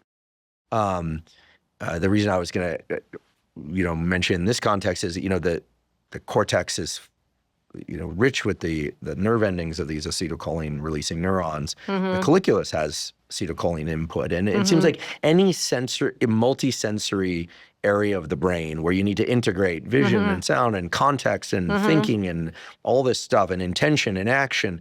You have norepinephrine to raise overall alertness in the brain and body. That seems to be its general function. Dopamine does many different things in different areas, as you know, but it seems like acetylcholine is the thing that really creates this ability for attentional spotlighting, that being able to anchor one's thoughts and actions towards a specific set of sensory combinations. And so when we talk about listening to music or not listening to music or one particular space or another space that one works in, I think so much of it is trying to, we're trying to create these spheres of attention that are very compact. And I don't think that people really appreciate just how hard that problem becomes when you take a device. I'm not anti-phones, and you're bringing in another sphere of 25,000 different spheres of attention that you can scroll through. It makes perfect sense why we wouldn't be able to focus, because acetylcholine is like a resource that we spend out and it can be replenished in sleep. You said you'll hit a flow state or a focus state and then we have to switch, or you hit a wall. And I feel like it's a currency. It's not something that we should be able to just use, infinitum. So I think a theme of some of your podcast episodes involves, physical exercise and workouts and, what's the best routine for this, that, or the other aspect of the workout. And generally interval training, I think, comes up as a pretty effective strategy. I sometimes think about that in the context of more mental work because I have not had good luck screening out all the distractions to get going on deep writing. For me, it's more like I can push out a sentence and that's so effortful that then I need to take a break. Oh, well, I feel much better now because, I think this is where you're going. You may find comfort in the fact that we've had some just phenomenal physical coaches on here. I mean, people are degreed in physiology and teach super high-level athletes. And more than one of them has said that the attention span of the athlete in terms of ability to focus on cognitive information, tutorial and learning, even conversation, directly maps onto the duration of their event. Like the sprinters can pay attention for about the duration of their sprint. About 10 seconds? Okay. Yeah. For the 100-meter, right? But they can repeat that because the sprinter will sprint and then walk and then repeat. Right? Exactly. So it's entrainment. So it's like I'll write a sentence, then I'll check one news site, then I'll write another sentence, and I'll check another news site. Love it. And if I try to just write one sentence and then another sentence and then another sentence, I get frustrated with myself. It seems like I don't know, I can't necessarily do it. Sometimes I can, but I've let go of working efficiently as a goal in and of itself. Was it always the case, or do you think the advent of phones has made it such that you have this sort of step function? No, I've always had a problem with the internet. The phone is just the way in. Yeah. The phone actually can be helpful to me because I can close all the tabs on my laptop and just have my phone be the way that I access the internet, for example. And that allows for like a kind of a mental and physical separation where I can kind of be like, okay, now I'm doing this. Okay, now I'm doing that, and keep them kind of separated. I'd like to take a quick break and acknowledge one of our sponsors, LMNT. LMNT is an electrolyte drink that has everything you need and nothing you don't. That means the electrolytes, sodium, magnesium, and potassium, all in the correct ratios, but no sugar. Proper hydration is critical for brain and body function. Even a slight degree of dehydration can diminish your cognitive and physical performance. It's also important that you get adequate electrolytes. The electrolytes, sodium, magnesium, and potassium, are vital for the functioning of all cells in your body, especially your neurons or your nerve cells. Drinking LMNT makes it very easy to ensure that you're getting adequate hydration and adequate electrolytes. My days tend to start really fast, meaning I have to jump right into work or right into exercise. So to make sure that I'm hydrated and I have sufficient electrolytes, when I first wake up in the morning, I drink 16 to 32 ounces of water with an LMNT packet dissolved in it. I also drink LMNT dissolved in water during any kind of physical exercise that I'm doing, especially on hot days when I'm sweating a lot and losing water and electrolytes. LMNT has a bunch of great tasting flavors. In fact, I love them all. I love the watermelon, the raspberry, the citrus, and I really love the lemonade flavor. So if you'd like to try LMNT, you can go to drinkelement.com/Huberman to claim a free LMNT sample pack with any purchase. Again, that's drinkelement.com/Huberman to claim a free sample pack. I love that you're sharing this. Many people will find comfort in hearing that. You know, my podcast producer, Rob Moore, he's done multiple triathlons, and he's an endurance guy. At one point in his past, he was like he had carried a lot more muscle. He's still very like fit and strong, but he shifted over to endurance events. And this guy can work like nobody's business. He can work for hours and hours and hours and hours. And I feel like that's how I was in graduate school and as a postdoc. And I suppose I'm more of an endurance athlete with my mental work. I think maybe we should start thinking about cognition in these terms, because after all, we're not just two people talking about work habits. You're a neuroscientist and you study sensory integration and brain states. And I still consider myself a neuroscientist, even though I haven't gotten my hands dirty in the lab in a while. I think this is very important because I think people flagellate themselves over the fact that they couldn't pay attention to write one paragraph. And they think that therefore that means they shouldn't write, or that they can't write more than one paragraph, but they need to, sounds like they need to create a system. I come out of the little mini internet break knowing what the next sentence needs to say. Interesting. So you're really an interval athlete when it comes to mental work. With the hard stuff. With the easy stuff, I can just, do it, right? But it's this sense of effortful cognition that takes its own time, and it just takes its time. And I don't control that. I do try to set myself up to allow the mental work to happen when I'm in the shower or in the car or whatever. So, for example, if I'm going to work on a grant application with somebody and we're sharing, the writing, and I know I can't start until I've had a conversation with the collaborator about who's doing what and what we think this grant is going to be about, I might let that, set up that meeting when there's going to be downtime afterwards. I did this just yesterday. I had a meeting yesterday morning knowing that then I was going to be on an airplane for quite a while, knowing that without my having to do anything about it, the ideas are going to marinate.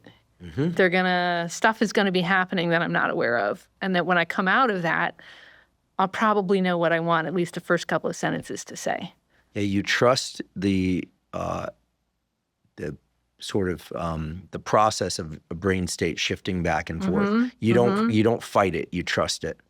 Yeah, I have to. I mean, I don't see any other way to do it. But I think it's a little like, you need rest and recovery for physical exercise. And honestly, it's not like the brain and muscles are all that different from each other, right? Well, I always think of all nerve action as motor we could talk about that. I mean, Sherrington said, right, the final Yeah. common path, the Nobel Prize winner Sherrington, the Yeah. final common path is movement. I mean, that's what we evolved to do first. And, Right. and thinking is a form of movement. It is hard for people to grasp Right. sometimes. Right. But, and people perhaps can grasp it more easily in the context of songs. Certain songs sound like they're moving forward. Like it feels like a physical progression. They make you want to move, right? They actually inspire movement.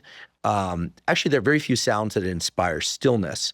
They tend to be the, slow oscillatory sounds, ocean waves, things that don't have a structure. Right. They're very Right. fractal, and but like to the point where you don't see that fractal structure. And it just kind of breaks up, and then your mind just goes into drift.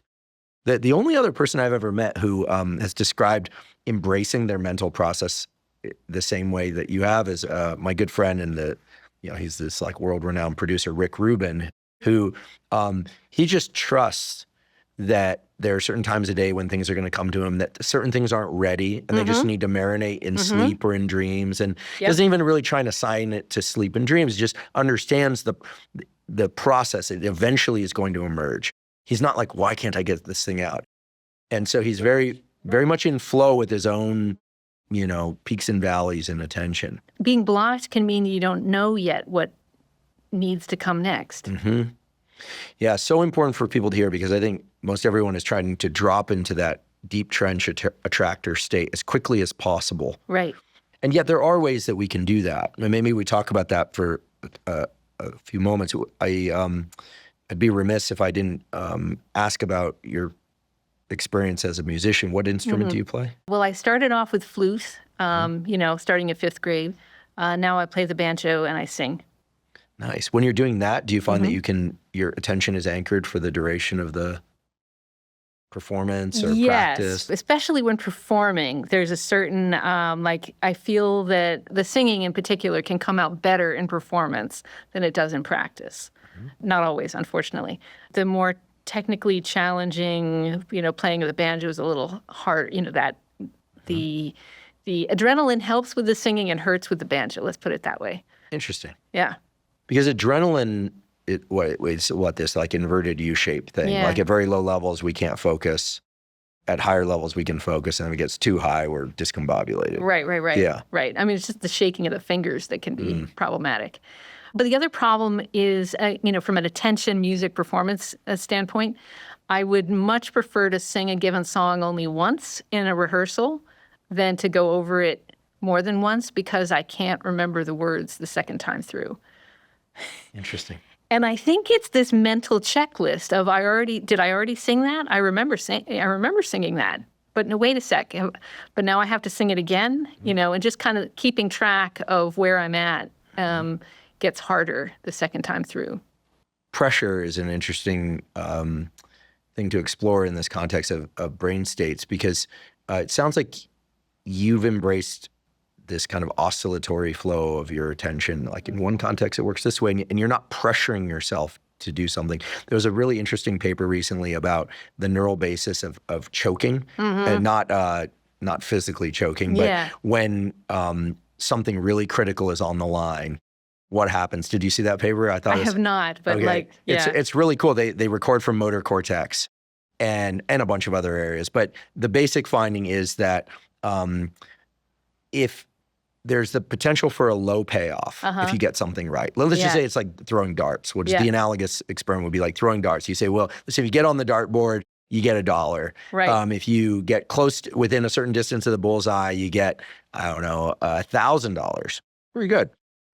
If you bullseye, you get $10 million.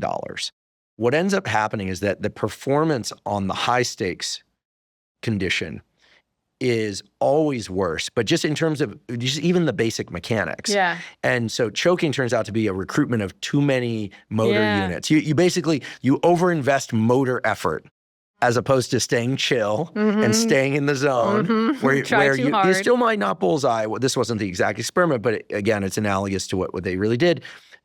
But you stand a much greater chance if you stay within your ability. You already know how to do this thing.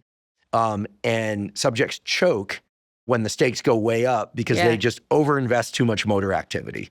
Perfectionism. Yep. It's a trap. You have to almost mentally convince yourself that the stakes are lower, but you can't really lie to yourself. Anyway, it's pretty interesting. It's pretty interesting. I love that we're talking about brain states and sensory inputs. In this case, it's knowledge about outcomes, potential outcomes. I want to talk about chickens. Yes, You have chickens. I do. And so first I'll ask you about chickens and what you find so interesting about them. And then I want your thoughts about a really wild finding about chickens and vision and attention Okay. that anyone who's ever raised chickens on a farm probably knows, but only a couple of neuroscientists know. You'll probably know it. But anyway, what kind of chickens do you have? I have bantam meal fleurs. So bantam means little guys? They're little guys. Yep. Meal fleurs. Meal fleur. How big are the eggs? They're half the size of a standard grade A large egg from the supermarket. Are they tasty? Very tasty. Okay. How many does it take to make a decent size omelet? Well, double the number that you would normally put in. And Okay, that so will be, for me, it would be like 8. yeah. Okay. Yeah. So when did you start raising chickens? So I had bantams when I was a kid. I live in Chapel Hill, and around 2012 or so, maybe 2011, the town changed its zoning laws to allow chickens in the kind of neighborhood that I live in. So I'm like, okay, this is what we're gonna do. My husband's allergic to dogs and cats and anything with fur, so chickens were kind of the option. I suppose we could have gotten rabbits and kept them Or a outside. hairless cat? I won't say that we Sorry. didn't have that discussion, but it didn't go anywhere. They're pretty playful. you're I got a friend, committing- they're sweet. They're like little monkeys. They're always crawling up people. Well, Yeah. I do have met a hairless cat, and I do think that they have lovely personalities, extrapolating from this N of 1, because they don't look so great. So they can't get by on their looks. Oh my goodness. This is funny. Oh, dear. No. It's, I buy it. Yeah. Yeah. So they're very pleasant personality, I think. And the warmth of them, because you really feel the warmth of their skin. Mm-hmm. But anyway, so chickens it was, and is. And I like the bantams because they really have a lot of personality. Mm-hmm. They haven't been bred to be egg layers. They've been bred to be pets. And say they have a certain, pleasing personality and interest in interacting with people that I think might be different from standard kind of farm chickens. Well, I have a non-invasive experiment for you to try. Okay. Some years ago, I got very interested in the relationship between vision and brain states. Mm-hmm. And there's some interesting literature about the fact that when we view horizons, especially from a vista, that it relaxes our autonomic nervous system. We go into a more parasympathetic mode. Okay. Mm-hmm. And it turns out when we view horizons, our eyes naturally go into panoramic vision. We're not foveating to one. That's nerd speak, by the way, neuroscience nerd speak.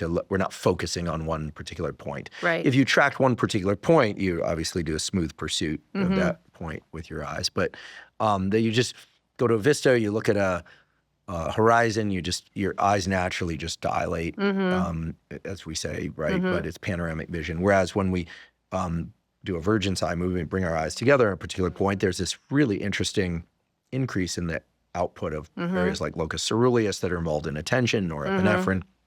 I thought, this is really wild. And, I was interested in respiration and brain states. And I was like, oh, cool. Like maybe we're just staring into little boxes too much. And that's why we feel like so attentionally exhausted, depleted.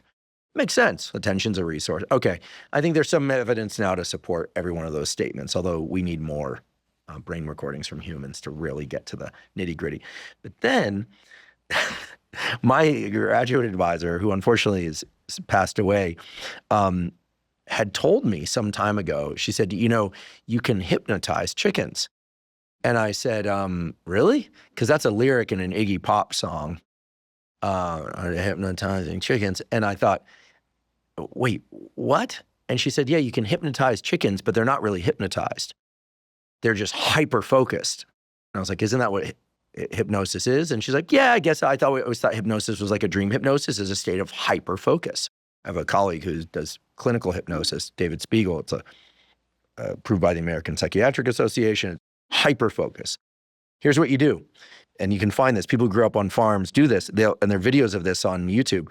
They take a chicken and they'll hold the chicken and they'll draw a line in the dirt and they'll place the chicken's beak on the line, and the chicken will just stay there for many, many, many minutes. You actually have to pick them up and kind of get them to orient to the rest of their visual field.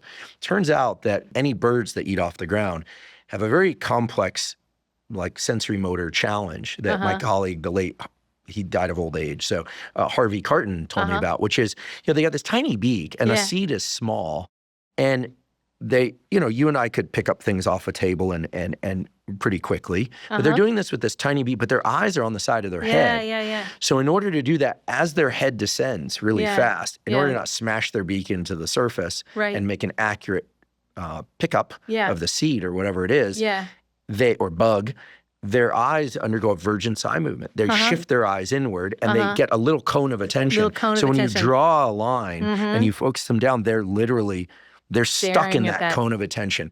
And then I started looking at the literature on behavioral treatments for ADHD or just for attention, and not in this country, but in China. Many schoolroom classrooms begin before the lesson with the kids literally focusing on a single spot, which seems a little bit like kind of military. But they have embraced this relationship between visual attention and overall kind of ability to cognitively focus. And chickens do it. Kids in China are doing it. And it actually has been shown to work pretty well for improving attention in, the subsequent, 40 minutes to an hour. That's really interesting. So our attention tends to follow our vision, not necessarily the other way around.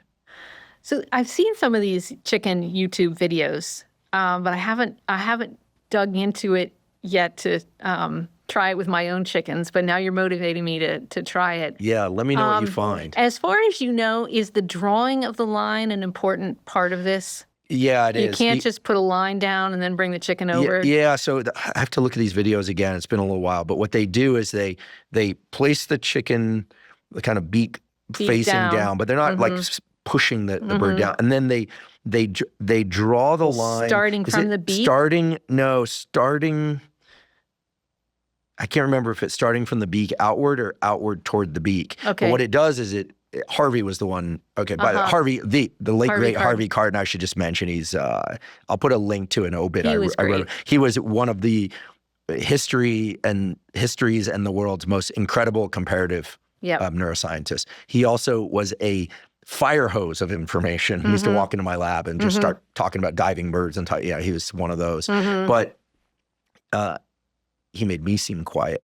And he explained that when the birds, which have eyes on the side of their head, do this vergence eye movement, they get locked there. So maybe it has to be away from the beak toward the beak? Probably, yeah. And it's funny because I mentioned this a few times places before I had a podcast, and people who grew up on farms were like, "Oh yeah, we would do that." You can actually, interesting. You can actually then take the bird and flip it over. Yeah. Aggressive roosters become very calm. You can you can work with them manageable. Wow. And so the vision drives our brain states. Yeah. And I think about this a lot in the context of the phone, where our vision is brought into this little box. Sure. But the number of different contexts within that box is infinite. I mean, do you find? Diving into the phone thing, I'm definitely going to try the chicken thing.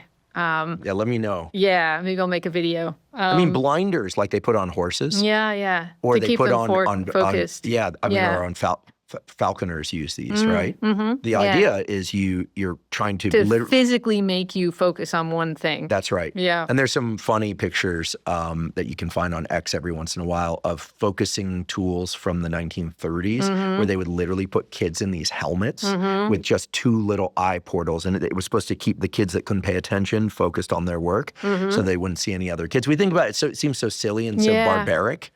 Well, I think too it could be helpful to ponder why one's attention is being drawn to other things. Because I think that the most relaxed I can get these days is if I know someone else is monitoring the state of the world and will let me know if there's some major disaster. I've had to do some of that outsourcing too. Right? Yeah. But having that outsourced is super helpful because it satisfies the need to have a warning system going on at all times. And it allows me to kind of, then focus in on, what's in front of me right at the moment. I'll give you an example that's not really about attention, but it's about what's the best way for me to achieve a state of relaxation? So I went on a lovely rafting trip in Idaho this past summer. I have a Zoleo satellite communicator. This is basically a thing that interacts with your phone and interacts with a satellite. You can't make phone calls, but you can send and receive text messages. And I brought that along because I felt that I would probably be more relaxed knowing that if something really bad happened, people could reach me than being completely out of touch.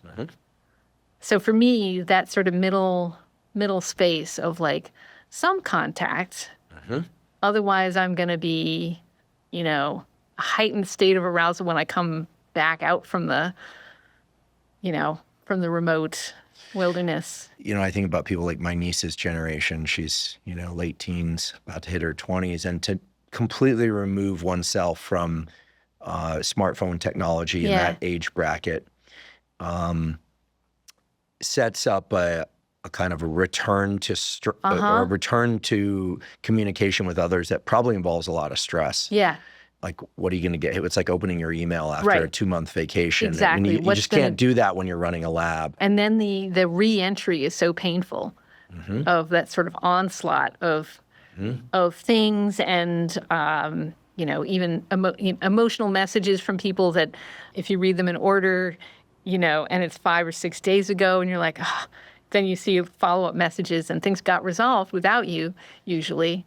Fingers crossed, usually that's what happens. It so rapidly wipes out that state of calm that you can get from being out in the wilderness. Yeah, I will periodically go into the wilderness. I did this recently, and I didn't notify enough people. But I notified the critical ones, and people don't like it. No.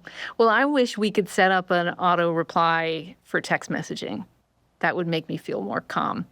What I'm hearing from you is that you embrace the natural, peaks and valleys in your attention. You figured out what works for you in different contexts. It's not like it's always one sentence a break, one sentence. It really depends. And I think, we hear a lot about how phones are the problem. We had Jonathan Haidt on this podcast. He's the most vocal out there, and I really support his message.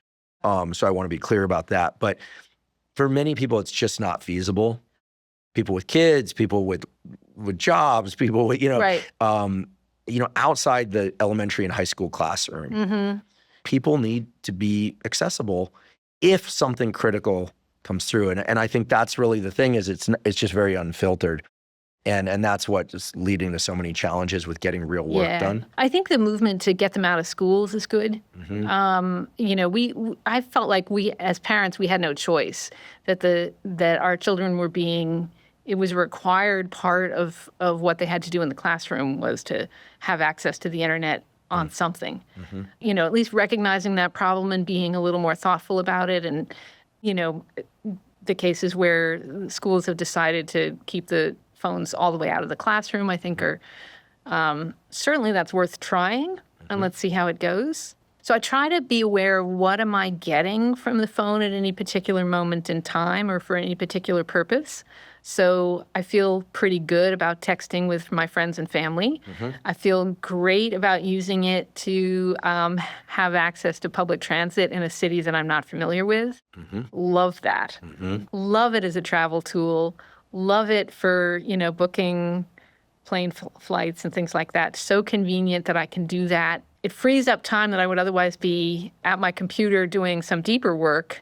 Okay, now I can do that on my phone somewhere when I just have a free moment. So I love that. I think it's useful for me to try to be aware of what do I want to get out of my phone right now, and am I just bored? If I'm using it because I'm just bored, that's the thing that, okay, let me see if I can swap it out for something that might be a little healthier, like listening to a podcast or listening to an audiobook or reading a book on my phone or reading a book, actually a book. That can be good. I've tried to set myself up with some exit paths from being on my phone, like, okay, yes, I will admit, it's one of the first things I do in the morning. I know I should go outside and touch grass and get some sun. sunlight. I know, Yep. I know. Set that circadian rhythm. I often wake up before it's light out, so I have to wait for that anyway. So, for example, I'll do my 1 or 2 hits on Duolingo and 1 or 2 other language apps. I'll do a couple of my favorite games on the New York Times games site. But those are usually things that, like, there's a sense of satiety. There's a sense of being finished. Like, it's not an endless scroll. I have completed 1 lesson. So there's a moment to get off the phone. I'd love to have an app that limited the endless scroll on social media, like an interface to social media that sort of served me maybe some designated number of posts. And then I would have to take some explicit action to get more. And that might help me get off. Yeah, based on the dopamine literature and everything I know about the brain, I decided that any activity that has a seamless on-ramp to full attention and that has no endpoint, you mentioned endpoint, is the thing to be really careful of. Yeah. So the seamless on-ramp to grabbing it full attention, it's like from it's like ball bearing from flat surface into the trench. There's no work involved. Right. And then you're there and you can stay there as long as you want. Yeah. It doesn't kick you out. You have to kick yourself out. Or life kicks you out because you didn't go do something or something happens. So that's key. So that's the slot machine analogy. It's very easy to play a slot machine. And it's very easy to spend out all your money on a slot machine. And so they created this thing like where you can go get more money out of a machine, right? So you can continue playing on the other machine. And that's the same thing. But it's how seamless it is. Like, you don't even need to learn the card game to gamble. You just have to know how to pull a lever, press a button. Social media is a bit the same. My solution to the social media thing is I took an old phone. I put X and Instagram on that phone. Those are the only 2 social media platforms I use. And somebody sends me something on my phone, like it's social media, I can't go to it. So I have to segregate social media. I have a social media phone. And I only get a certain amount of time with it. You can't get into your social media from a browser? No.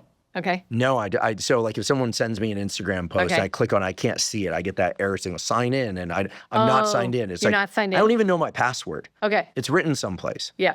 But I have a password generator, updates all the time anyway. Yeah. So, Okay. So I the see how you would solution do was that. to create. So log out and then have a phone that just had those. I don't even have the apps on that phone. Yeah, I would have to install the apps. I'd have to sign in. I'd have to find my password, which my team knows I'm never going to happen. Right. I'd have to log in. So I just Too many keystrokes. I just don't have access to it. Yeah. Unless I'm on that phone. So that's great. I think that's perfect. That, I mean, works for me. Works for you. Yeah. Works for great. me. But I think having systems like this is like going to be required for most people because I don't think anyone's going to create the app that you're looking for. No. I hope they do, but I don't think they're going to. Yeah. So your lab is still super productive. So when you're in the lab, presumably and interacting with students and writing grants and stuff, all this stuff falls away, right? It's because inside the lab context, it's like your workshop. I'm guessing that makes it much easier. That's true. Yeah. When I'm interacting with people at work or I'm in the actual lab, it all falls away. Yeah. Yeah. The cues to stay focused are very strong. I knew we were going to talk about the auditory system. And we did. I knew we were going to talk about the visual system, and we did. And I knew we were going to talk about their integration. What I did not expect, but I'm so delighted happened, is that you brought us into the realm of true multisensory integration and the extent to which our physical environment shapes the way that our brain works. And our brain is also creating its own internal environment, and that we have a lot more control over that than perhaps we think, unless we just leave it to circumstances, which is really the takeaway that I at least I pulled from this last portion of our conversation. So thank you so much for coming here and explaining this. We've not talked about multisensory integration before. I started off by saying that, and now we have. And I'm so glad that you were the one to introduce it to us, because it's a fascinating aspect of how we work, and it's really like the core mechanics of how we work. When we talk about thinking or working or focus, we're not just talking about vision or hearing. We're talking about their merge. So exactly. Thank you. That's really wonderful. And let me know how the experiment with the chickens goes. Yeah. Thank you so much. This has been great. No, I really enjoyed it. Thank you. Thank you. Thank you for joining me for today's discussion with Dr. Jennifer Groh. To learn more about her laboratory's work and to find a link to her excellent book entitled Making Space: How the Brain Knows Where Things Are, please see the show note captions. If you're learning from and or enjoying this podcast, please subscribe to our YouTube channel. That's a terrific zero-cost way to support us. In addition, please follow the podcast by clicking the follow button on both Spotify and Apple. And on both Spotify and Apple, you can leave us up to a 5-star review. And you can now leave us comments at both Spotify and Apple. Please also check out the sponsors mentioned at the beginning and throughout today's episode. That's the best way to support this podcast. If you have questions for me or comments about the podcast, or guests or topics that you'd like me to consider for the Huberman Lab podcast, please put those in the comment section on YouTube. I do read all the comments. For those of you that haven't heard, I have a new book coming out. It's my very first book. It's entitled Protocols, an Operating Manual for the Human Body. This is a book that I've been working on for more than 5 years, and that's based on more than 30 years of research and experience. And it covers protocols for everything from sleep to exercise to stress control, protocols related to focus and motivation. And of course, I provide the scientific substantiation for the protocols that are included. The book is now available by pre-sale at protocolsbook.com. There you can find links to various vendors. You can pick the one that you like best. Again, the book is called Protocols, an Operating Manual for the Human Body. And if you're not already following me on social media, I am Huberman Lab on all social media platforms. So that's Instagram, X, Threads, Facebook, and LinkedIn. And on all those platforms, I discuss science and science-related tools, some of which overlaps with the content of the Huberman Lab podcast, but much of which is distinct from the information on the Huberman Lab podcast. Again, it's Huberman Lab on all social media platforms. And if you haven't already subscribed to our Neural Network newsletter, the Neural Network newsletter is a zero-cost monthly newsletter that includes podcast summaries as well as what we call protocols in the form of 1 to 3 page PDFs that cover everything from how to optimize your sleep, how to optimize dopamine, deliberate cold exposure. We have a foundational fitness protocol that covers cardiovascular training and resistance training. All of that is available completely zero cost. You simply go to hubermanlab.com, go to the menu tab in the top right corner, scroll down to newsletter, and enter your email. And I should emphasize that we do not share your email with anybody. Thank you once again for joining me for today's discussion with Dr. Jennifer Groh. And last, but certainly not least, thank you for your interest in science.